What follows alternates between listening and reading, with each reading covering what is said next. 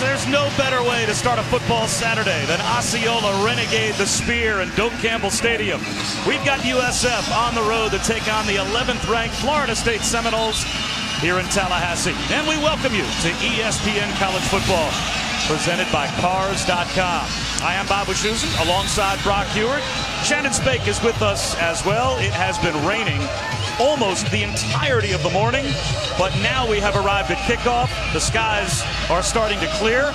The rain has stopped. It'll be a slippery track, but it will be a fun afternoon to watch the Noles. And Brock, watch their new quarterback, Everett Golson, off a terrific debut last week. Yeah, he was really efficient. 4 touchdown passes, tied a career high for him. He played a lot within the pocket. There was not a lot of the play action pass. It was heavy run against the Texas State team that they outweighed, that they physically dominated, and they're going to try to use that same plan today. I expect heavy run on a wet day and let Everett do what he does best, and that's play out on the move and play action.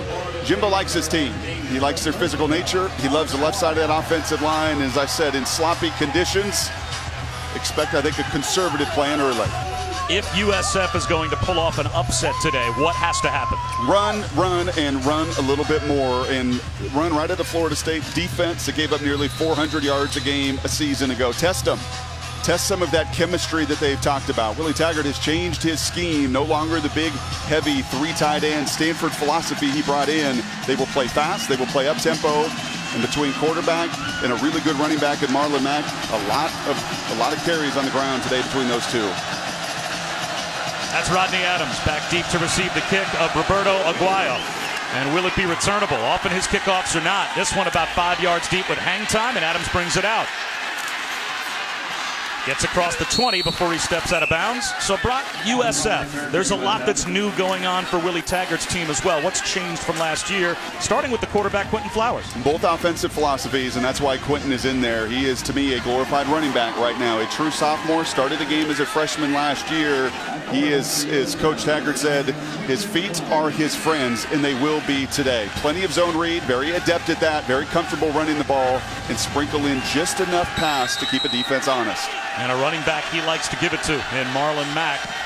Shifting to his right. High snap, and it'll be Mack on first down. Moving the pile for about 3, maybe 4 yards. Derek Nottie made the stop for Florida State. Keep an eye on the center quarterback exchange. The Bulls will be in the shotgun all afternoon. A week ago, it was really rough. A couple fumbled snaps over the head, at the feet. Flowers did a wonderful job tracking him down, but watch that snap today. A swing pass to Mack. Bobbles it. And it's close to a first down. Oh, check that. Only a gain of a yard. Lorenz brought down at the 30-yard line after a gain of about a half yard. So now it will set up third down and a long 5, close to 6. And you will not have success against Florida State playing horizontally today. Those bubble screens, it's just simply way too much speed on this Noles defense. If they're going to have success, it's going to be creasing this defense. Right up the gut, test that front 7 as much as anything. Darius Tice joins Mack on either side of Flowers. Under pressure and going down. Actually dragging a tackler forward for only a loss of about 3. The strength of Quentin Flowers at first avoided the sack, but Giorgio Newberry eventually was able to pull him down, and it's 3 and out for USF to start. It's pretty a defensive line pass rush package, as you will find. 2 defensive ends. They are young, they are inexperienced, but they are long, and their job is to squeeze that pocket, make an undersized quarterback feel that length exactly like that on third down. Defensive coordinator Charles Kelly could not have written a better script to begin this game. Matthias Jabati will kick it away to Bobo Wilson.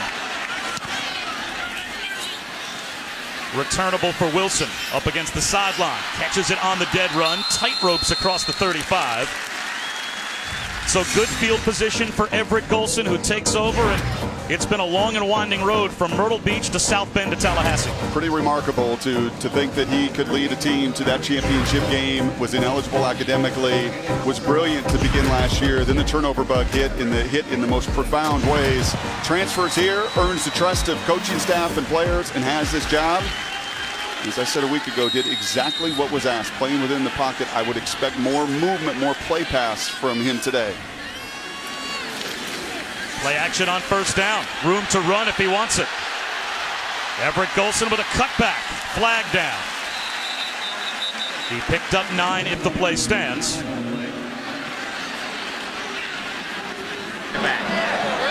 Eagle block in the back. Offense, number 81. 10-yard penalty. First down. And that's the young tight end, Ryan Izzo there. He's out in the flat. That's that play pass we're talking about. And just so much green grass. And the redshirt freshman coming back. Can't block in the back, though. So it's a spot foul that nets a loss of 4 on first down. Makes it 1st and 14 for Florida State at their own 33. 60% run. Coach Fisher didn't back down from that. He would love to see this team run it maybe as much as any Seminole group he has. And when you see the size and the strength at the point of attack on this offensive line, you will understand why. And now Florida State will call timeout from the sideline. Well, Shannon Spake is with us as well. And Shannon, Everett Golson now taking over at quarterback for Jimbo Fisher. That's right, Bob. And Golson didn't have to look far for advice on how to earn the trust and lead this team. All he had to do was go to his head coach. Why? Well, because Jimbo Fisher also played quarterback in college. And his senior year, he transferred to Samford. He ended up going on to be National Player of the Year in the Division III ranks that season. So Fisher's advice to him was to just be quiet for a second. Listen to his players. Get to know them. Don't be fake and just play ball. That's what he said. He told him. He told me before the game started, Fisher did, that today he hopes the communication between quarterback and coach just continues to grow. Well, the quarterback has to be the leader. There's no question. And your teammates have to like you, I would think, as the quarterback. And it was interesting talking to Coach Fisher yesterday about Everett Golson. How did you ingratiate your new quarterback into your team? He said, I did nothing. I stayed out of it completely, and I let the players figure it out. And all of a sudden, a couple of weeks after he was here, guys came to my office and said, Everett Golson, good guy. I like him. Pretty good play there at the line of scrimmage by Eric Lee, dragging down Dalvin Cook. It'll be 2nd down and 12. Yeah, you can't in a position like that if you're Jimbo Fisher, and as notable and as much fanfare as Golson was bringing into that transfer, you had to back away. This team has been incredibly successful. Guys have won national championships that are wearing this uniform today, and they competed against Everett last year, if you'll remember, in this stadium when he was with Notre Dame. And I think that was some wise moves there from Fisher to step back and let the team help him make that decision. Quarterback draw. Not much. It'll be 3rd down and long. Augie Sanchez was there to bring down Everett Golson. You see a little bit of the speed and playmaking ability of the South Florida crew. If they're going to surprise and in some ways shock today, it's going to be because of this front 7 and front 4 in particular. They are undersized in the back 7 of their defense. And the only way they contain Florida State today is if the Eric Lees and the Sennots, number 10 there in the middle, if those guys disengage, get off blocks, and are incredibly active. 3rd down and close to 12 for the Noles at their own 35. 3-man rush. So Golson has all day. And now the pocket starts to deteriorate. Excellent coverage downfield by the Bulls. Helped out by the penalty. The block in the back by Ryan Izzo early in this series of downs creates a 3-and-out for the USF defense.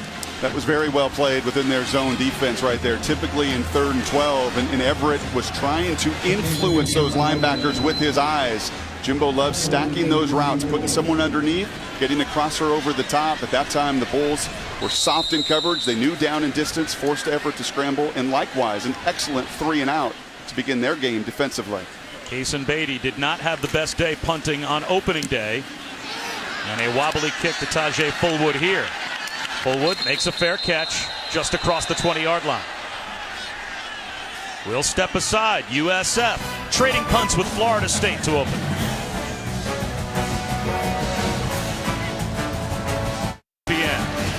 Bob Wischusen, Brock Hewitt, Shannon Spake here at Doak Campbell Stadium, where trading punts to start. Not a bad start for USF. You come on the road, you got to handle that early adversity as much as anything else in this environment.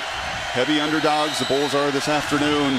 Weather the storm, both with the rain and the play on the field, and put the pressure on the Noles throughout.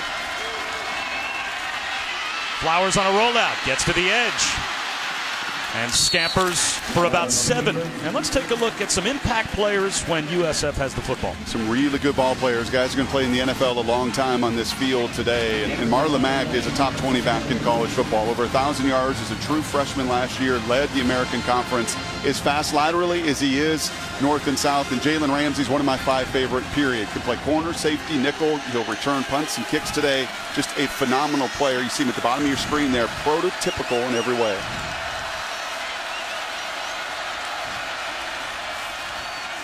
A little shovel pass, and that was diagnosed quickly by the Noles. Jacob Pugh made the stop after a gain of 1.5 yards, so it will be 3rd down and 1. When you try to defend this zone read and these teams that want to burden those defensive ends, you covet. Defensive coaches do, and Willie Taggart hates to see guys 6'5", 260 as Jacob Pugh is. I mean, he can play in between and force a little bit of that hesitation. Watch those 2 defensive ends today. Pugh in particular, the youngster Sweat, the freshman number 9, difference makers on that D-line. Big play early here for the Bulls just to get a 1st down and have some positive feeling about their offense. And it looks as if they might have it right at the 1st down marker as Marlon Mack will have to check the spot of the football. And as the line judge runs in from the sideline, if our 1st down line is accurate, it looks like it is. Without measurement, they say 4th down. It's 4th down and a half yard, and here comes the punt unit. No, you have to punt it there, and that's disappointing for Willie Taggart because his 2 best players, quarterback and running back, in that offensive line just hoping to create a little bit of a wedge to get that yard. And instead, you know what you saw from the Seminoles, what you saw a week ago, and you didn't see last year with an entitled group? You saw a bunch of Noles get into the ball. That's why they pushed them backwards, not 1 or 2 tacklers, gang tackling. Chabadi, a line drive kick to Bobo Wilson. Makes the first couple of players miss with a flag down.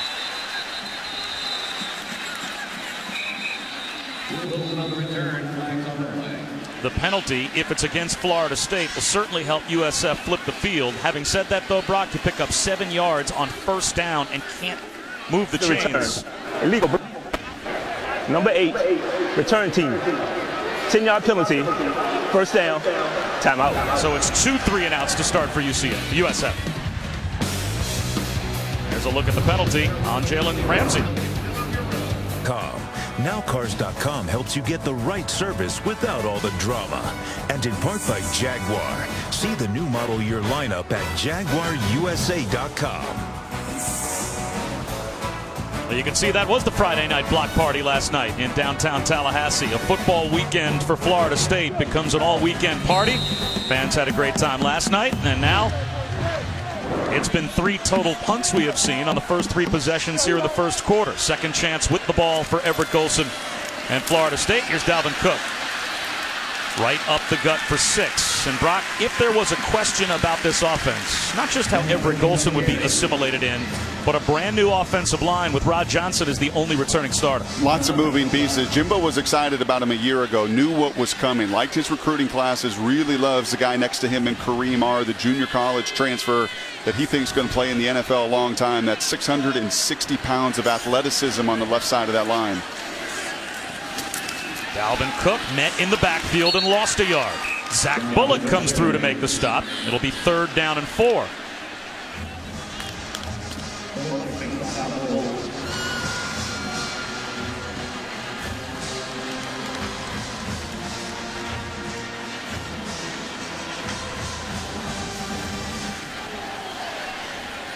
Good look there at Tom Allen, new defensive coordinator, liking what he has to see here early. Those defensive linemen shedding some blocks, making some tackles. That's advantage Bowles.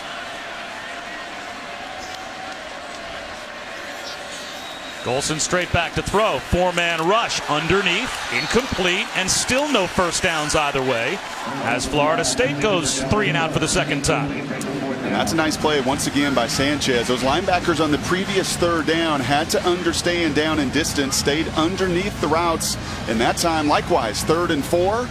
Well, they're sitting right on that running back route. That's well executed. That's doing your work from Monday to Friday in your scouting report. And Sanchez making 2 fine plays. Won't still show up on the stat sheet, but forcing 2 punts. Ajay Fullwood dodges the first tackler, but goes nowhere after a 43-yard punt by Case Beatty. We'll step aside. South Florida with the football when we return.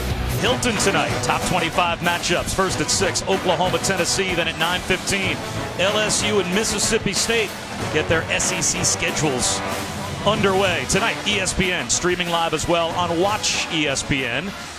And a little bit of a sluggish start here for the Seminoles. 2 punts offensively, and USF has the football back at their own 26-yard line.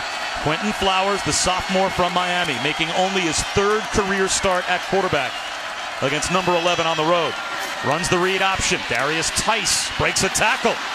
Close to a first down. Let's see where he stepped out. They'll say it was at about the 33, maybe the 34-yard line, so 3 yards shy of a first down. You can see some of that with Fournette tonight. There's no doubt about that. You're going to test a Mississippi State defense that loses a lot of people, but thankfully for the Bulldogs, brings back their difference maker at quarterback in Prescott. Up the middle, and there is the first down of the game for either team. Derek Mitchell came up, stopped Flowers, but the first time the chains move here in the first quarter. And a little unique, Bob, we've got 2 head coaches that are both offensive play callers. You don't see that an awful lot in college football on both sidelines, but Willie, former quarterback, he loves calling the plays. Jimbo, obviously, goes without saying, one of the best play callers in all of college football.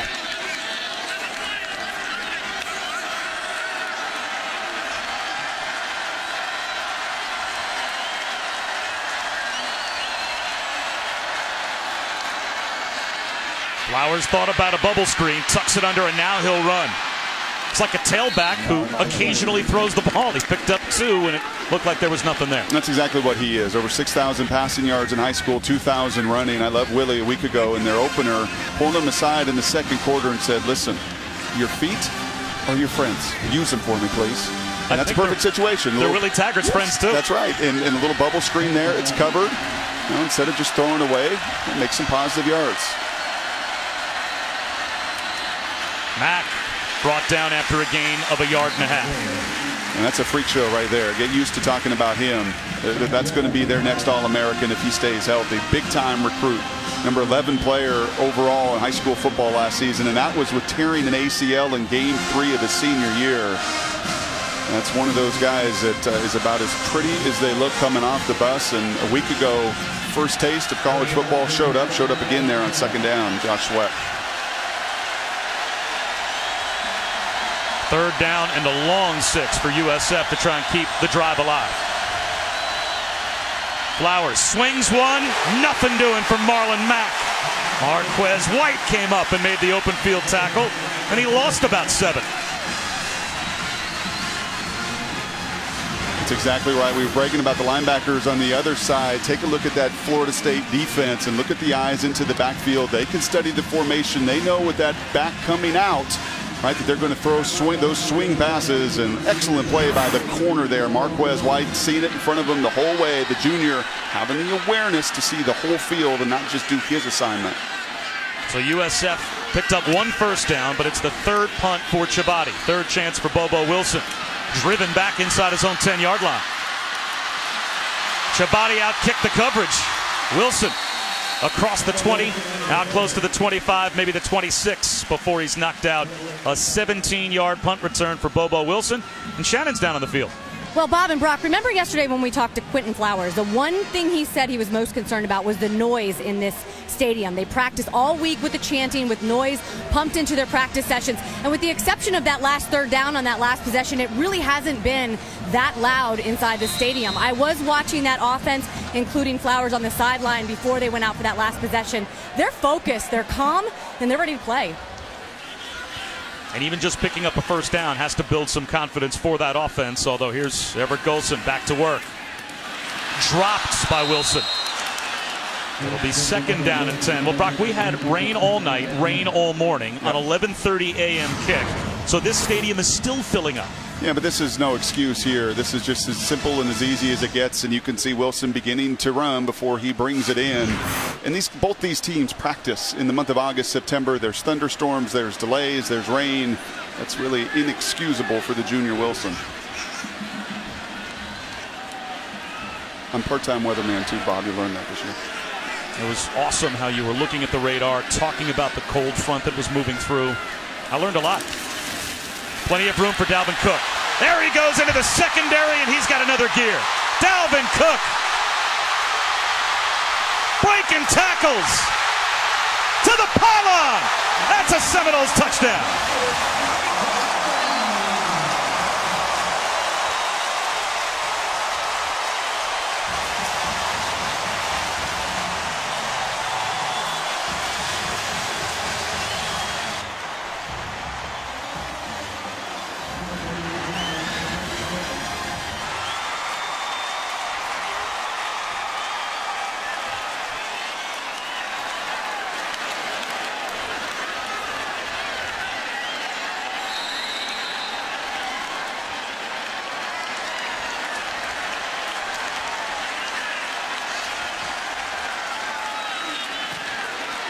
7-0 Florida State for Dalvin Cook, who had 3 carries for 8 yards before breaking that one for 74 and a score. The Seminoles a 7-0 lead over South Florida. Bob Wischusen, Brock Ewart, Shannon Spake at Doak Campbell Stadium, where now noise might be a factor. Finally woke everybody up, and that's the kind of athleticism that Cook brings to the table. Man, he is gifted, has a new lease on life. Football nearly taken away from him this summer. Through his challenges and ordeals, he came back, and he has been a man possessed. So now how does USF respond? They have 1 first down out of their first 3 offensive possessions. Nope, you stay in character, you shorten this game, you continue to run the ball. I would avoid any of the horizontal stuff. That's a no-go this afternoon. Dearness Johnson from the 1. Weaves his way out to about the 24-yard line. Let's take a look back at our Cars.com drive recap. Wasn't much there, but 1 play for Dalvin Cook. And Tom Allen, defensive coordinator, can study the tape. He knows they like to run behind the big heavies on the left side. By that time, it was Corey Martinez, the center, Wilson Bell, the right guard, get an excellent combo block. And your job is to get, as an offensive line, a hat on a hat so your elite difference makers can do their thing. And you notice with those cuts and with those moves, there was no change in speed. You're not having to slow down to make his cut like the elite kick and punt returners, making those moves at full speed, thus 74 yards. A rollout for Flowers. Tucks it under. Breaks a tackle. Can't get away a second time from Jacob Pugh. Pretty good recovery by the sophomore from Dade City, Florida, Jacob Pugh. If at first you don't succeed, don't give up. And he brought down Quentin Flowers after missing the initial tackle. 8 missed tackles last week for this defense. They're keeping track of them. Way too many last year as they got gashed and run over too early and too often. That time you miss a tackle, you get right back up and you finish. Tremendous pursuit here early from this Knowles defense.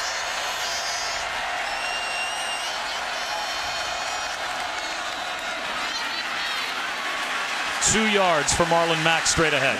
Second down, or rather third down coming and 8 to go for USF. Again, Jacob Pugh in on the stop. Here comes your pressure package. These are the situations you have to avoid when you've got largely a running back playing quarterback. This is where you will see line stunts and line games. Willie Taggart knows this is no good, this down and distance, because they're 5 trying to block the 4 that are going to rush at him, plus the stunts and the movement. Difficult business. Can you realistically expect USF to hold up against this Florida State defense No. if they're only picking up 1 and 2 yards on second and first down? No bueno. Here comes a blitz. Flowers down the sideline. He had man-to-man coverage, but maybe a miscommunication on the route run by Rasheem Bronson overthrows him by a mile, and it will be a 3 and out. It's a good play by White once again. You saw him on the previous third down on the little bubble screen, having the awareness of the field, and that time just straight man-to-man. And Willie's saying, hey, when you get one-on-one, kid, you got to finish. And Adams, a transfer from Toledo, their fastest player. They get what they want. You get your matchup. But ultimately, White shows you both from the previous third down tackling and that time covering. He's winning those one-on-one battles.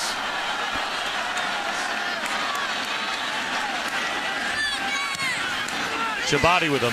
Excellent kick, driving Wilson back inside his 20-yard line. Gets a block. Breaks a tackle. Spins out close to the 40-yard line. And a very late flag thrown.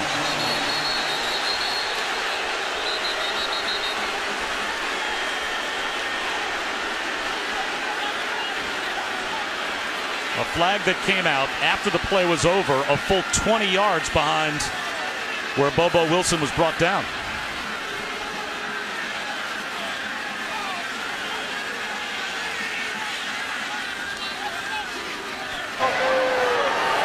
During the return, personal foul, targeting a defenseless player, receiving team, number 42. The previous play is under further review.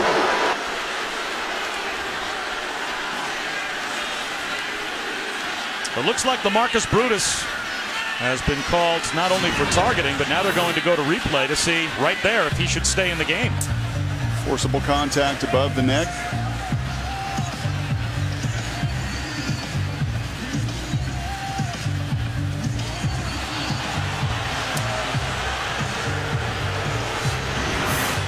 See the forcible contact. That's by rule, the forcible contact above the neck. Now, you worked with a linebacker last year, and I am sure Mr. Millen got sick and tired of a lot of these quote-unquote defenseless players. You're telling me he's defenseless? He's trying to pursue. He's trying to do this. I'm trying to block him, and I understand it, but that's the rule.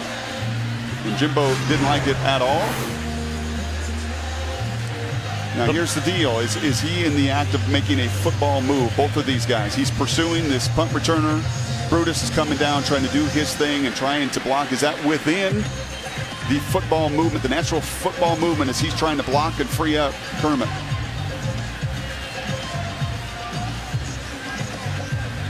Well, I guess the point being, even if he is a player that can be blocked, do you have to use any contact to the head and neck area? Can't you just block him in his rib cage and accomplish the goal? You could. You're asking a player running at full speed 40 yards down the field to try to change his strike zone, which is what this rule has done. This rule has absolutely, over the years, both at the NFL level and at this collegiate level, affected that. After review, the ruling on the field is confirmed. Number 42 is disqualified. The penalty will be half the distance to the goal. First down. That's why this rule is in place, and Jimbo doesn't like it. He will see the replay, and he will see the forcible contact above the shoulder pads, and that's a heavy loss. LaMarcus Brutus, their starting free safety quarterback, on the back end of their defense. But the rule is in place to do what? To change guys' mindset and behavior and change their strike zone. So that when you're going there, hit him in the ribs, hit him in the shoulder. Avoid that contact, that forcible contact above the shoulder pads. So the Noles lose their starting safety in LaMarcus Brutus, who just now as a fifth-year senior has worked his way through the rotation into a spot where he finally has a chance to play. He was a reserve and special teams player all the way through his redshirt season in 2011 up through last year, but got increased playing time at the end of last season. A starter this year, now lost for the rest of the game. And Florida State starts at their own 10 with Everett Golson throwing it away from the goal line. Maven Saunders was the intended receiver, but it will be second down and 10. And that's Eric Lee, the captain of that defense. He's played a lot of ball here, and he's made a play earlier. As you see Brutus having to leave the field, I don't think his intent was by any means dirty. But unfortunately, the rules are the rules, and you've got to try to change your strike zone, even when you're coming down on a punt coverage team and trying to block that gunner. Everett Golson short hops a pass in the flat. He is now 0 for 4, and it's third down and 10.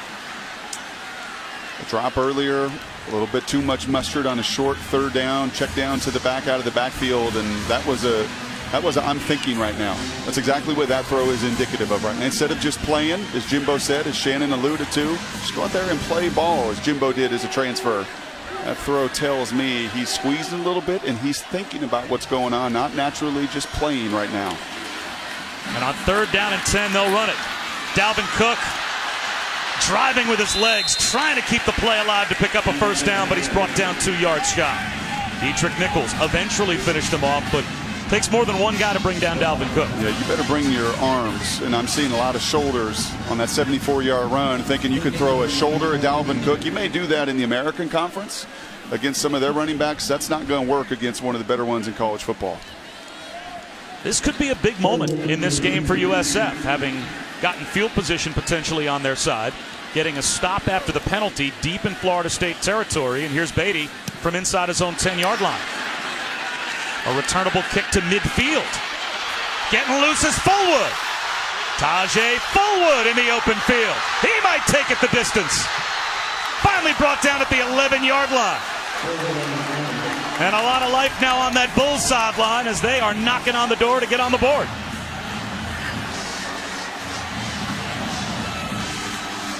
What an excellent decision right there. Sometimes you will see hesitancy out of those punt returners, and it takes some real courage to run up 6 yards right in the teeth of that coverage unit. And remember, Fullwood was the guy that Coach Fisher talked about that they recruited pretty heavily. They were really in on him. Unfortunately, did not close the deal at the end, went a different direction. Don't think that Fullwood doesn't remember that recruitment process and want to stick it to that team that didn't offer him in the end. First and 10 at the 11 for USF. Read option. Marlon Mack lost the football as he went out of bounds. We'll see where they spot it. Looks like he picked up at least 5. Reggie Northrup made the stop. Don't know how many of these opportunities you're going to get through the course of the game with this kind of field position. Mac has to touch the ball 3 times. He's their best player. He's the best player of their 85 men on scholarship, and you better find 3 creative ways. Doesn't mean you just force it in the middle, but you've got your red zone package that you have worked on this week, and number 5 has got to touch the ball every time. And if not, he better be a serious decoy. Play clock at 10. USF still trying to get set up, looking over to the sideline. Play clock at 4. There's Mack to the edge, brought down from behind. Pursuit from Terrence Smith. Not many weak side linebackers make that play. That is speed personified from Mr. Smith, the senior second-team all-conference member here. Marlon Mack's going to have the edge on most guys that he plays against this year, and he's going to outrun linebackers, but not Terrence. 3rd down and 3 from the 4. And you wonder if this is even 4-down territory for South Florida. It would be for me, the way that Everett Golson has played, what your defense has done to that group for 15 minutes here. And how many chances will you get that are this good against Florida State? Fade pattern, back corner of the end zone. It's a jump ball, and it's intercepted. A worst-case scenario for USF as Marquez White picks it off.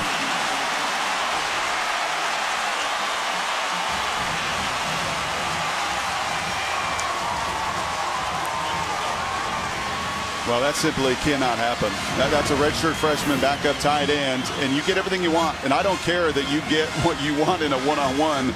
Their DB is better than your redshirt freshman is right now, and that's not the strength of the quarterback who does his job. And that is a serious minus for Dylan on his grade sheet, the tight end, because it's your ball or nobody's ball. You cannot give up on that play and expose your quarterback to a turnover down there. And he'll learn. He's just a young pup, had a 100-yard receiving day last week, but it's 6'5". You better use your frame, and you better go up there and forcibly go after it. Killer. Mario Penderin is the tailback. Back to work goes Florida State on the ground. No gain on 1st down.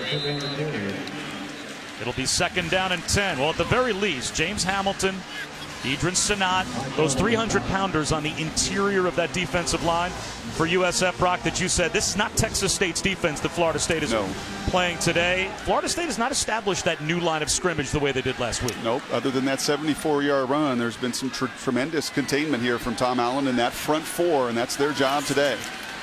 4-man rush. Golson, nowhere to go. Is looking for a check down and has to throw it away.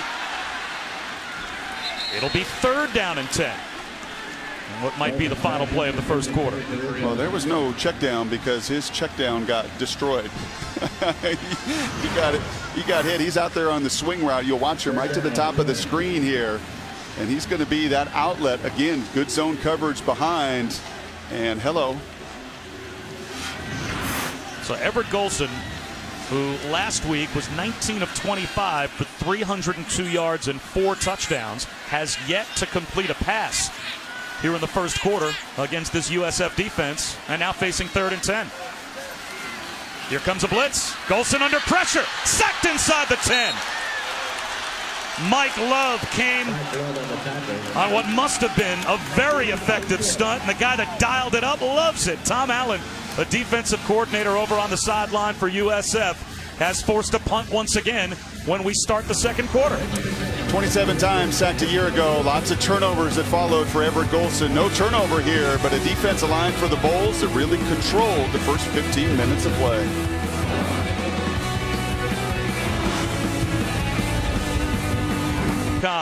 And this is the definition of a 2-play football game. A long run for a touchdown by Dalvin Cook, an interception thrown on the last possession by Quentin Flowers, the only reason that Florida State even has a 7-0 lead against a fired-up USF team that feels like they're in this game. And they're about to get good field position again. Fullwood with a fair catch and plus territory. We check in for the first time today with Adnan Burke. Hello, Bob. A little Taco Bell studio update for you. Michigan taking on Oregon State in the Ann Arbor debut of Jim Harbaugh as head coach. Seth Collins to Hunter Jarman, 21-yard score, 7-0 right now for Oregon State. Bob? Adnan, thanks very much. Here with Brock Ewart, Shannon Spake in Tallahassee.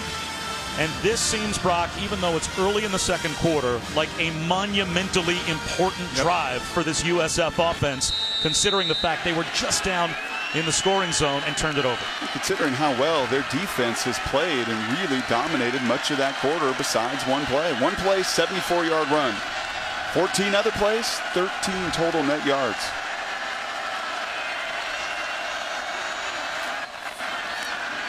Bouncing it outside is Mack, uses the stiff arm. And how often can you expect, if you're USF, against the number 11 team on the road, to start drives in plus territory? Not very often at all.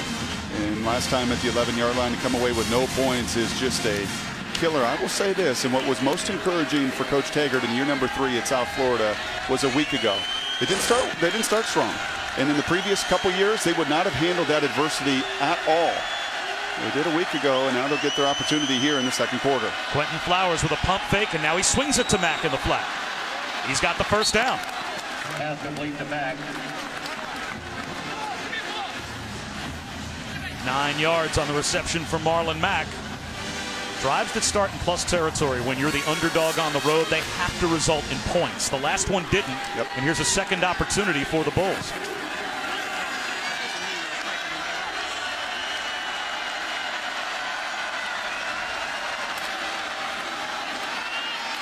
Mack again. 4 more yards up the middle. Reggie Northrup, who led Florida State in tackles last season with 122, made the stop. 23 carries a week ago for Mack. He's got to touch it 30 times, and he's tapping out here after 3 consecutive plays. I don't mind overworking him at all. I mean, this is the biggest game in Willie's 3 years in his program. If you were to do what the last Bulls team did in 2009 when they came in here and won, get your best player as many touches as possible. They have a deep backfield. Certainly in the American Conference, they'll have a very deep backfield. Dearness Johnson, who Willie Taggart told us might be the best overall running back they have, is in there, along with Darius Tice, who now heads off the field before a timeout is First called. charge, timeout. Some confusion for South Florida, so they have to call timeout. We'll step aside as well. Go. Simply download the Watch ESPN app or visit watchespn.com. There are a lot of folks out there, I would imagine right now, watching us on their phones and tablets. She might be. Brock didn't say anything funny, though, so I'm not sure what she's laughing at. Oh, just give me time. 7-0 Florida State, but USF with a chance after the timeout, plus territory. 2nd and 7. Play action for Quentin Flowers. Long throw, wide open inside the 10-yard line. Chris Barr stepped out of bounds. At the 5, the true freshman was left alone, and it's 1st and goal for USF again. Man, I love that shot call. Coming off of a timeout, you had spent some time in play action here, and Florida State loses them. That's not LaMarcus Brutus being out of the game. That's Trey Marshall's eyes inside. No hesitation whatsoever from Flowers. Ball out of his hand, and once again inside the 10-yard line where you have to capitalize. And it's Dearness Johnson in at running back. Takes the handoff. At the goal line. He's brought down inside the 1. Reggie Northrup saved the touchdown. It'll be 2nd down and goal.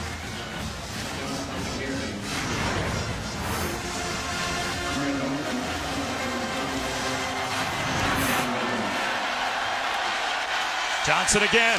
Stood up.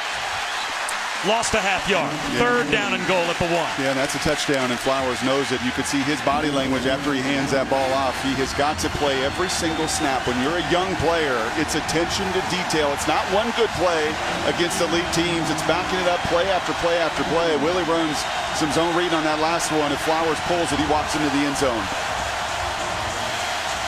And here comes that noise that Shannon referenced. This crowd can feel it. They know it. They're looking at that time of possession dominated thus far by USF. Play clock down to 7. Flowers pulls it back. Flips it. His running back got loose, and it's Dearness Johnson with the Bulls touchdown. And they're a point after away from tying it up. Composure in the pocket for Quentin Flowers. Yeah, that play was not designed to go there. So you come back from a negative play, and he knew it. And instead of pouting, you come back and you continue to play it out, and you improvise. That's what you do best. That play was designed to go right. He could feel the pressure. the awareness, and as you said, Bob, the poise to have his eyes up, find his outlet, and that time finish in the red zone. And almost halfway through the second quarter in South Florida making a little noise. Emilio Nadelman tacks on the point after, and we are tied at 7 here in Tallahassee. Improvise, keep the play alive, find your outlets. B.J. Daniels did it a few years ago. Flowers putting on his own show. Chevrolet, find new roads. And the Home Depot, more saving, more doing. That's the power of the Home Depot.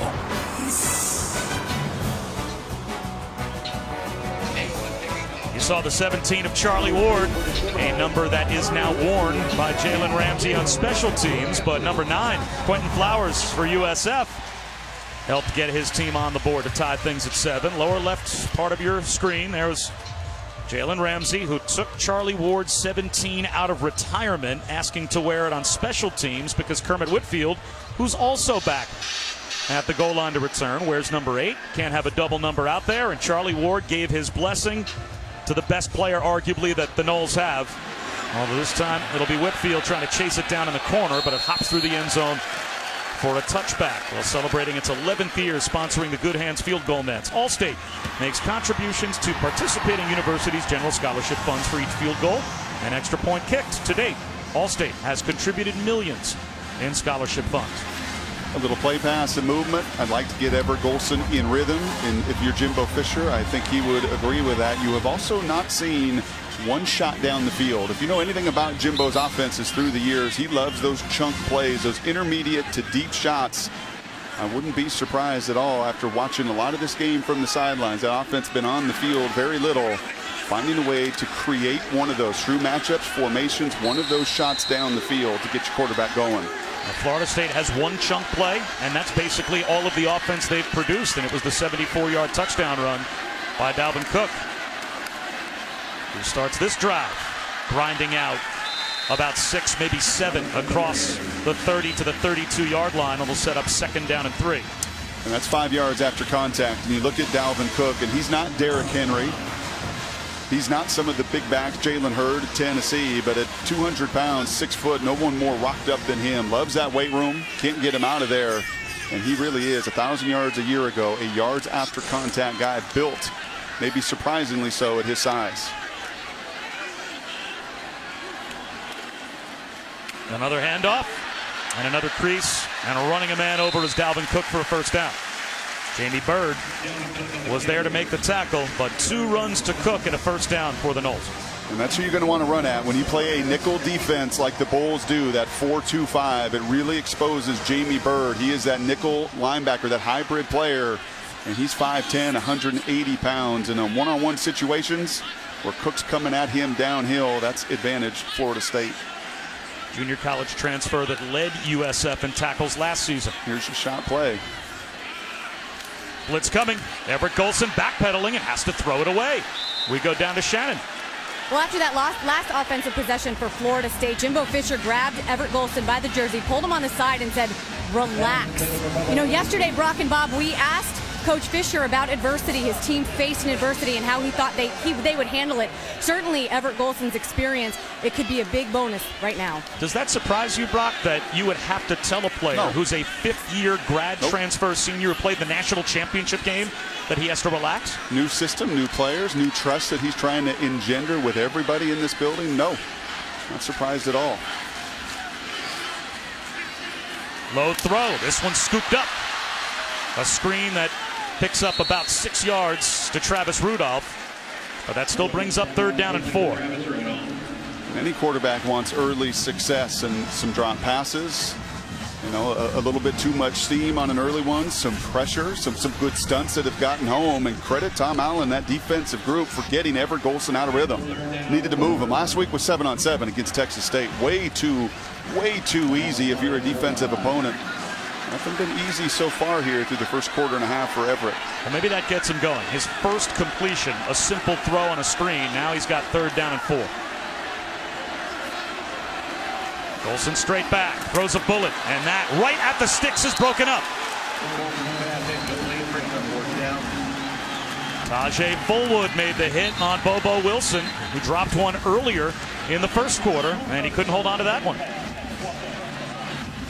Outside of Dalvin Cook, it has been a struggle for the Seminoles. And that's one that you would like to see Wilson catch, but knowing he is going to get hammered, you have got to put in his belly. You have got to allow your receiver to protect himself, who feels the middle backer and strong safety breathing down his neck. And once again, tremendous job by this Bulls defense. Jason Beatty forcing Fullwood into a fair catch inside the 15-yard line for USF. But South Florida has the football and a chance to take the lead here in Tallahassee. ESPN, home of the college football playoff. Doak Campbell Stadium. We are tied at 7, and USF has the ball. And we have gone past 5 minutes deep into the second quarter. Field position working against the Bulls, but they've got momentum. And they go back to Marlon Mack, looking for some room.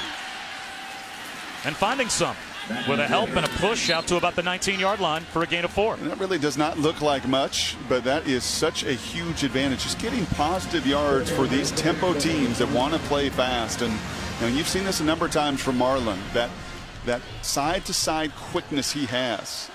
He has it in abundance, and then he will plow ahead. Big reason why he was freshman player of the year in their conference a season ago. This time he picks up a yard and a half, maybe 2. DeMarcus Christmas, all 300 pounds, waiting in the hole for Marlon Mack. It brings up 3rd down and close to 5, just across the 20-yard line. It'll be 3rd down and 4.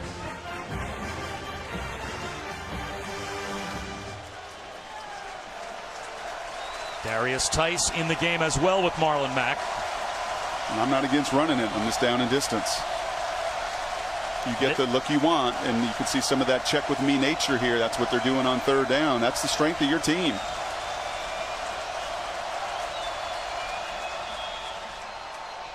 They will run it, and they'll come up short of the 1st down. As Mack needed 4, picked up 3, so it will be 4th down inside the 25-yard line. So Florida State's defense does its job, forces a 3-and-out, and could very easily end up flipping field position. And they do it by once again pursuing one of the real themes this entire camp. And Jimbo went old school, man. He said, I took these guys back to the mid-'80s, and we were going to be incredibly physical, more physical than he has ever been here in camp. Really try to teach that leverage, that pursuit, that ability to push through some of the physical pain. And you're seeing now through a game and a half this defense fly around a lot better than they did last season. A shanked punt. Will it stay in bounds? It takes a modest South Florida bounce, but USF gives up field position big time to the Noles. College football fans are very familiar with the number 17 in garnet and gold.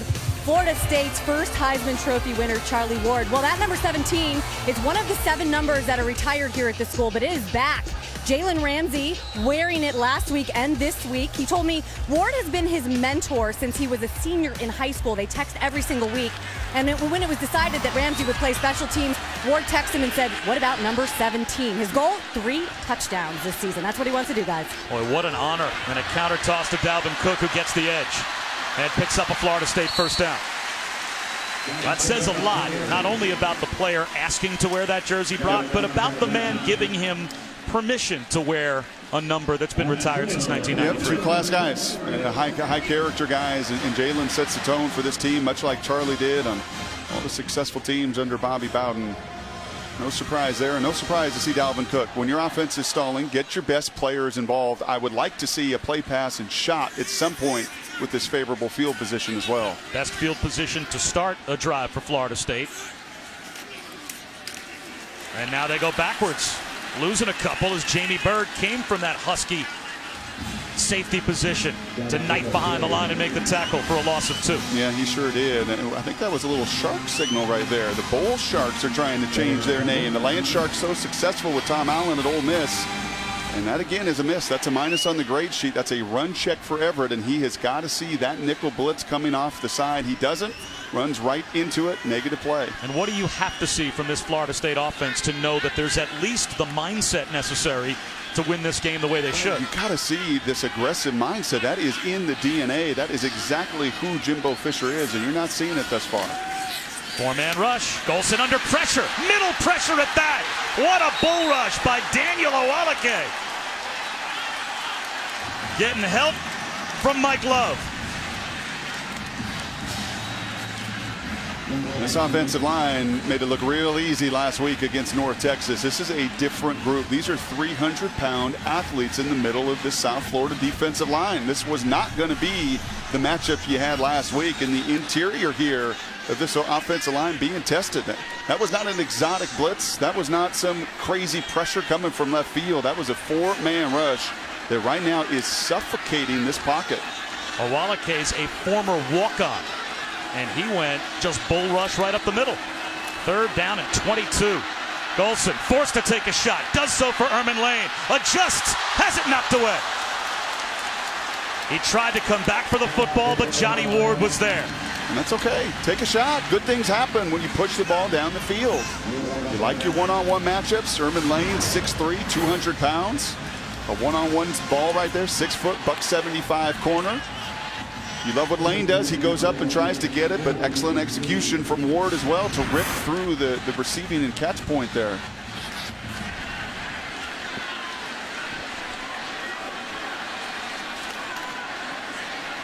Another punt for Kason Beatty. Fair catch called for Fullwood. So USF has the football back. At what point in this game, if we're not there already on that Bulls sideline, do they start to look at each other and say, we can win this game? Oh, they already have. No, that defensive line already says these guys aren't what they were a year ago. This isn't the national championship offensive line. In fact, they've got as many newbies as we do more. No, those defensive linemen, that front seven's already having that conversation. Now it's about this offense, and can they do enough? Can Willie Taggart, head coach, play caller, find a way to continue to control the ball? I'm going to ask you then the same question as USF takes over offensively. At what point do you watch this game and say, USF actually can pull off an upset? Take a lead. Take a lead. On the road, take a lead and see how that home team responds. Quentin Flowers taking the shot that you wanted Everett Golson to take, and it's knocked away by the All-American Jalen Ramsey. No, not against that guy. I don't think. And if I did, you should have corrected me, because I'm not throwing it in this one-on-one against Jalen Ramsey. He is so smooth. A very similar play in cover 2 a week ago where he has such feel and awareness. He'll be the top corner picked, period, end of story. What a career he's had here at Florida State. Became the first true freshman to start at corner for the Noles since Dion. Yep. Then moves to safety where he started 25 of 29 games. Now he's back at corner as a junior, and now movement to the line.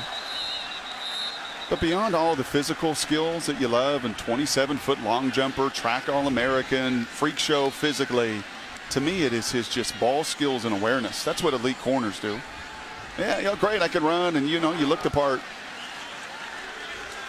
Offside's called. Offside. Defense. Number 55.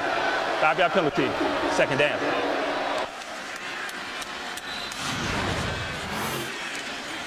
Right over the nose is Frederick Jones.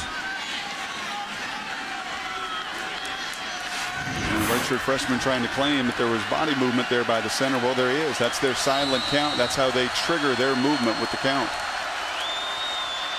Trying to turn the corner is Marlon Mack.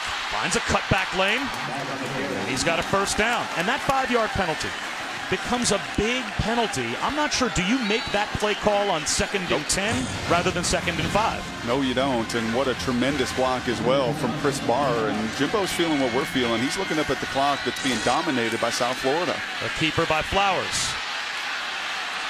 Just extending the play as best he can, and goes down for a loss of a yard. Nowhere to go for Quentin Flowers.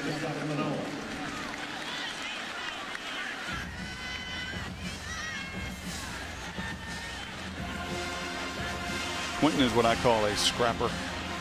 I mean, he's not pretty. It's not going to be textbook. but he will do whatever is asked. And as far as the physical makeup and toughness, he really does exude it big time, and I think his teammates feel it and rally behind it. Quarterback draw. Flowers has room. There he goes to midfield. Down the sideline.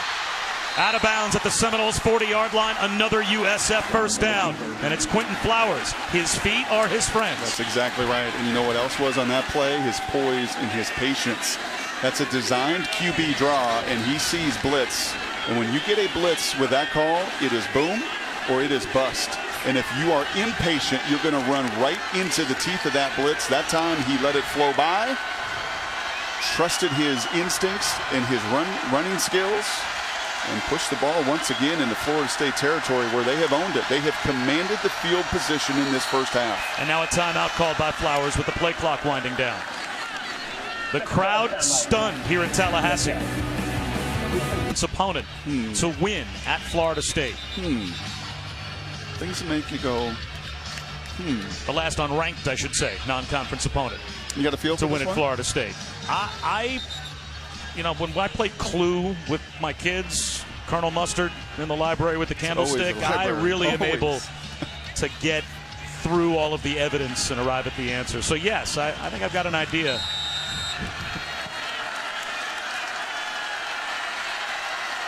A hint would be just looking at the teams on the field. Is that too obvious? Yes. Play action for Quentin Flowers. Looks downfield, nothing there. Runs, gets what he can. Picks up about 3.5. Tracked down from behind by Derek Nottie. Well, he's got the message loud and clear. Once again, excellent pursuit from the Noles, but it's been clearly ingrained this week. Take a look, and if it's not there, run. I don't need you scanning and reading the field. You are not at a point, and this offense isn't one that's built on progressions and full field reads and change in protections. Simplify, allow guys to react. Quentin, if that first read is there, hit it. As we saw earlier with the big play down to the goal line. If it's not, you just take off and run.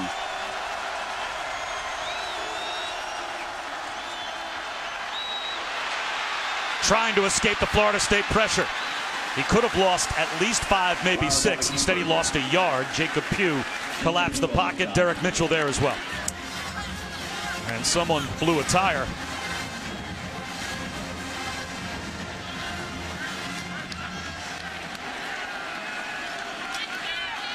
If there's a recipe for success for South Florida, how about just about doubling up Florida State in terms of time of possession? And what a huge third down here as you push into the scoring zone. You continue to control the ball. Try not to give Florida State another opportunity before half. 3rd down and 8. Flowers knocked down at the line. Now here's an interesting situation for USF. It's 4th down and 8. Punt. Not in field goal range yet, but you're inside the opponent's 40-yard line. And I've got a captain, an All-American candidate punter. I'm punting this thing in there, and I would expect Chibata to get it inside the 10. How much does the way USF has played defense so far in this game influence this decision? Completely and totally. Willie Taggart is a former quarterback, an All-American himself, really good player at Western Kentucky. He looks across that sideline, and he knows right now Golson is in no rhythm whatsoever. None. And his best shot to maybe even get the ball back here in the first half is to punt it and pin him down. Chibati is a 4 handicap golfer. He's trying to spin a wedge inside the 10-yard line here and does. Perfect. Down to the 7. A 32-yard punt. So we go back to Adnan. All right, Bob, thank you very much. Coming up in the Lexus Halftime Report, join me, Danny Cannell, Joey Galloway, as Michigan hasn't played Oregon State since 1986 when Jim Harbaugh was the quarterback. How's he faring in his home debut in Ann Arbor? Plus, the Tigers being tested and a full preview of the Saturday slate. Make sure you join us coming up in minutes. Bob, back to you. Well, Adnan, we have a very interesting game. 7-7. The 4-touchdown underdog USF Bulls here at Florida State going toe-to-toe with the Noles. And they've got FSU pinned inside their 10-yard line. Dalvin Cook looking for room and not finding any. It's time now to answer our Aflac trivia question. Eric Lee keeps making plays like that. We might get a repeat. The last unranked non-conference opponent to win at Florida State, USF, back in 2009. B.J. Daniels, 341 yards, 123 on the ground. The now Seahawk, and as much as anything, the 7 points was predicated on a defensive line that dominated that Seminole team that night. And that's pretty clearly what this front four has done to Florida State here in the first half. 2nd down and 10. And Florida State in no hurry at all. Dalvin Cook barely gets across the 5, back to the original line of scrimmage. It'll now be 3rd down and 10. And if you're USF, do you think about spending a timeout here? Are you that confident in your defense getting a stop? If you had 3, you would think about it. With just 1 remaining, I don't think you spend it right here. And not the way you played 3rd down defense either. You have found a way to get off the field in nearly every one of those passing situations. Florida State is trying to get out of the first half, tied at 7. That's what this says to me. Oh, absolutely. They are patiently letting the play clock wind down. They don't want to leave time for USF. This is zero aggression. Oh, they're going to get a 10. tongue lashing at halftime because they've been physically whipped here in the first 30 minutes. And now whistles at the snap. The play clock wound down. I don't think it went to 0 before the snap.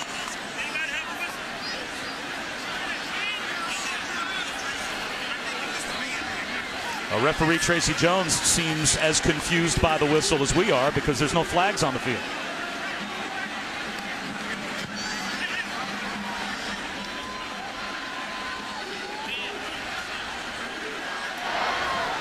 There was a whistle from the crowd. We will replay 3rd down. The clock will start on the snap. Well, there's your answer. None of the officials on the field were responsible for that whistle being blown. So that stops the clock for South Florida with 1:13 to go before halftime.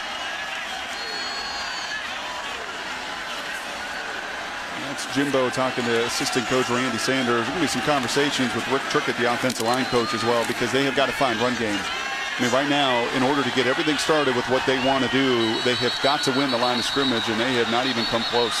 And now South Florida will get the benefit of a timeout called by Florida State to talk things over as well. Seahawks in Seattle, you talked to B.J. Daniels. Let's flash back to a day that you say turned his life around. 18 years old, and he became the man in South Florida after this game, coming into this venue and putting on a show. They won because of him that day. The defensive line was great. A couple big plays, 2 touchdown passes. He said he was a complete unknown going into that game, and coming out, people started to recognize that name, and he's carved a nice little niche for him in the NFL as well. Well, now after the timeout, USF not only trying to get the football back, but with great field position. Everett Golson will run to the edge. Trying to do it with his legs, upended at the 11-yard line. 1:05 to go, and now South Florida, if they want any time remaining on the clock, have to call a timeout here, and it looks like that's what they've done. Yeah, now you do for sure. You get the stop there. You're trying to get Everett going, trying to get him into some of the open field to use his physical gifts, and it's been the sure tackling and the physical nature of this Bulls defense, and you've seen a number of them put that hand up to the helmet. And Jamie Bird and crew trying to get that same mentality, bring the mentality that Tom Allen brought from Ole Miss, that land shark identity where they just play ferocious, and they've done so defensively. Playoff contenders clash in the first top 10 matchup of the season. Saturday Night Football presented by Wells Fargo. Tonight, Oregon, Michigan State at 8 on ABC. Streaming live on Watch ESPN as well. That's a really interesting game. How do you see that one going? It's not going to be 7-7 at half of that game. I can just about guarantee that. Vernon Adams reports today he's got a little index finger injury. Connor Cook, this is where you make your mark. This is where you become a franchise quarterback, and you tell every team in the NFL that needs one, it's on my shoulders. Well, he came back to school for moments like this. Could not finish in the fourth quarter in Eugene a season ago against Mariota. You know he wants to desperately, and I think Sparty will tonight. Beatty from the goal line. Tajay Fullwood calls for a fair catch. That's a pretty good punt from Kason Beatty. From the goal line, 46 yards, no return as he forces a fair catch, but a great opportunity before halftime for USF to at least get into field goal range and maybe, Brock, take that lead you talked about going to the locker room. That's it. If you're Flowers over on the sideline and a veteran offensive line, you're saying, guys, let's get 3. Let's go into this venue with the lead. Can you imagine the pressure we continue to put on them and what their environment will be emotionally if we can go down and just get 3? And without a doubt, you take care of the football. The worst thing you can do, like that red zone pick, is turn it over. You take no risk here if you're Flowers. Florida State has 112 yards of total offense, but 74 of it came on one run for a touchdown by Dalvin Cook. No timeouts for USF. Quarterback draw. Flowers brought down after a gain of 2, so now they have to hurry. That's Sweat once again, and that's a really nice play from the true freshman, disengaging, seeing the quarterback draw. He's going to be a good one here in Tallahassee.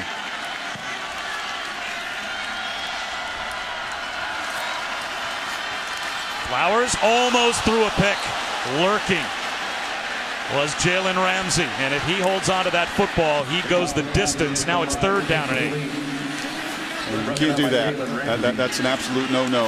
When you play in elite corners, you better not test him. He did earlier on a go route, nearly paid, and that time Ramsey, much like White, his counterpart on the other side, has just had the eyes in the backfield. This is a simple plan. You can tell they're running the routes before the Bulls are. 4-man rush. Flowers out of the pocket to the sideline. Making the catch is Chris Barr. Did he get a foot down? The officials say no. The true freshman tried to toe tap right in front of the FSU bench. I don't know.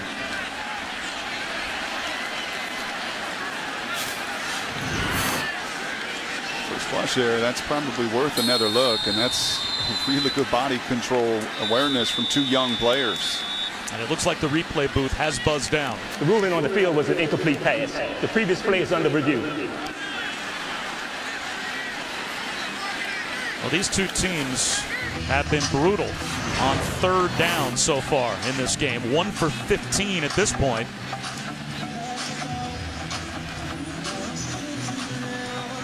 The ruling on the field was out of bounds. There has to be indisputable video evidence to overturn the call.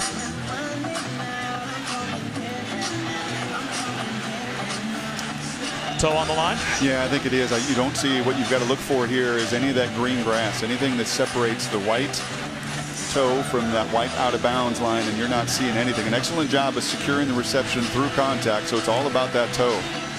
If this throw is lower and on time, yes, he's in bounds. Yes. But it's almost like he had to push off of the foot that was in bounds to make the catch.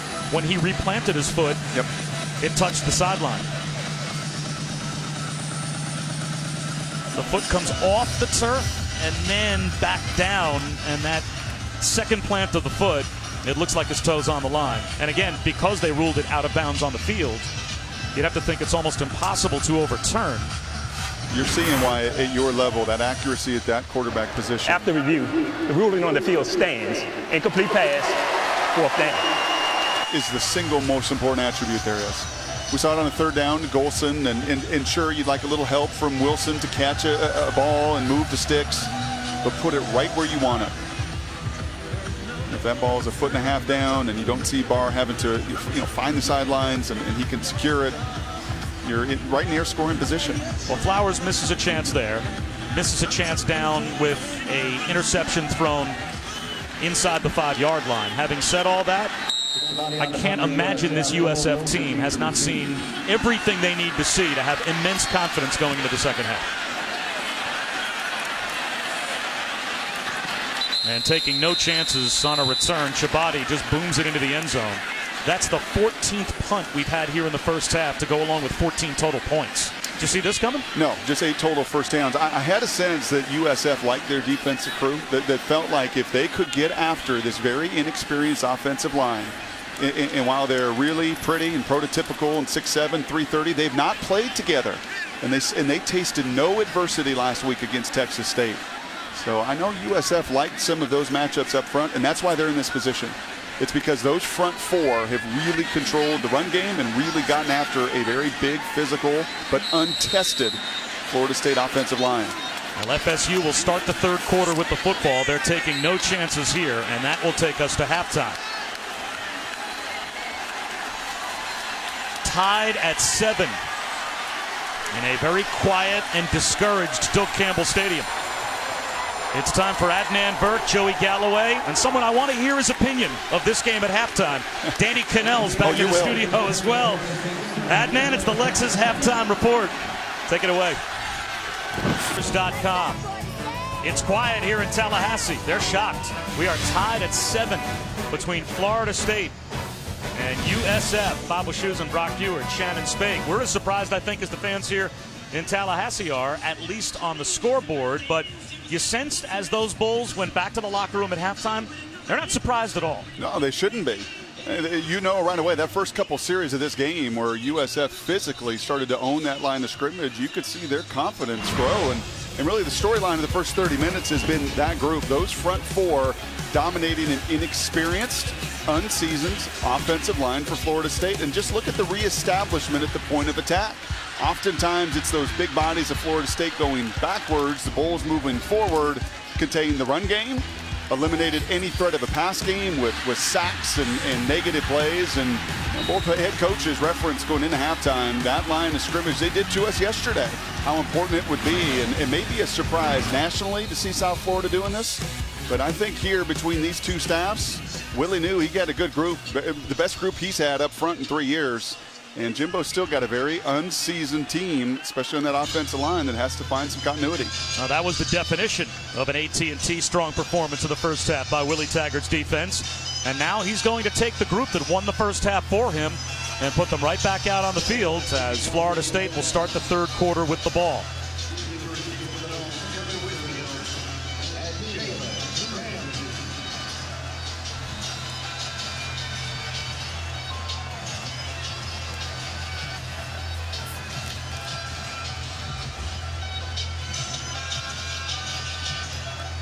Nadelman will kick it deep. Kermit Whitfield and Jalen Ramsey wearing the Charlie Ward 17 to start the third quarter, deep to receive. A stunning upset, or Florida State finding a way to pull it out of the fire? We're going to find out over the next 30 minutes. Whitfield, a big special teams play, gets Florida State started in the third quarter. Somehow he stays in bounds and dives inside the USF 40. And that fires up the Seminoles sideline, a 56-yard return by Kermit Whitfield. Huge, and you saw South Florida catching a number of these blocks. You didn't see the disposition of their defensive front and effort in that first half. They sat there and waited, and you can't do that against one of the best kick returners, a guy with 2 kickoff return touchdowns in his career. And that should give Jimbo and this offense an opportunity, real estate-wise, to be aggressive here. They'll start this possession on the ground with Dalvin Cook. He lost maybe a half yard. Let's go down to Shannon. Well, Bob, despite the fact that South Florida was a 4-touchdown underdog, and this is one of the biggest crowds they'll play in front of all season, I have never once got the sense that this moment was too big for this team. In fact, before the end of the first half, one of the defensive players was telling his guys, listen, we have just as many athletes as they do. Willie Taggart told me coming out of the locker room, we need to continue to gang tackle Dalvin Cook, who has 115 yards, but he said most importantly, we just have to continue to believe. Well, they're believing. Second down and 10. Golson finds Wilson. He's making moves. That's a first down for Florida State inside the 25-yard line, a gain of 15. Same exact play in the first half that bounced off Wilson's hands for an incompletion. USF there committing extra defenders on a 2nd and 10, expecting run, get the soft coverage and the very basic pitch and catch. When you struggled the way Florida State did as a group in that first half offensively, get back to basics. The second completion of the game for Everett Golson. Good for a first down. He's looking for completion number 3, and he's got it. Travis Rudolph, though, lost a yard. Well diagnosed out on the edge. Nate Godwin was there for USF. A little bit undersized, but Tom Allen's crew plays really hard. You have seen that as well, and he's got to love the effort. He did a week ago, and really 3 elements to play in his defense. Got to tackle. They've done that. Takeaways, well, that's been the one element they've not gotten, largely because of throwaways and sacks. And then a fanatical effort, third most important, and they have brought that through the first 30 minutes. Cook turns the corner, breaks a tackle, down the sideline. Did he step out? He did not. That's the second touchdown of the game for Dalvin Cook.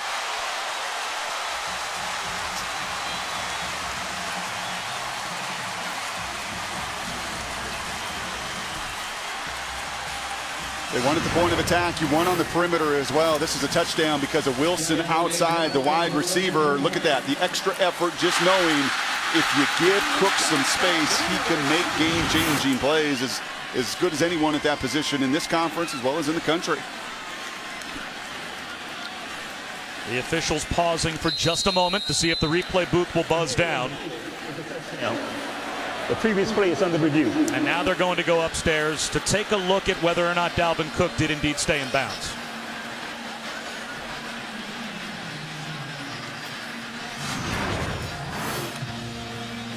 This is probably the best look we'll have.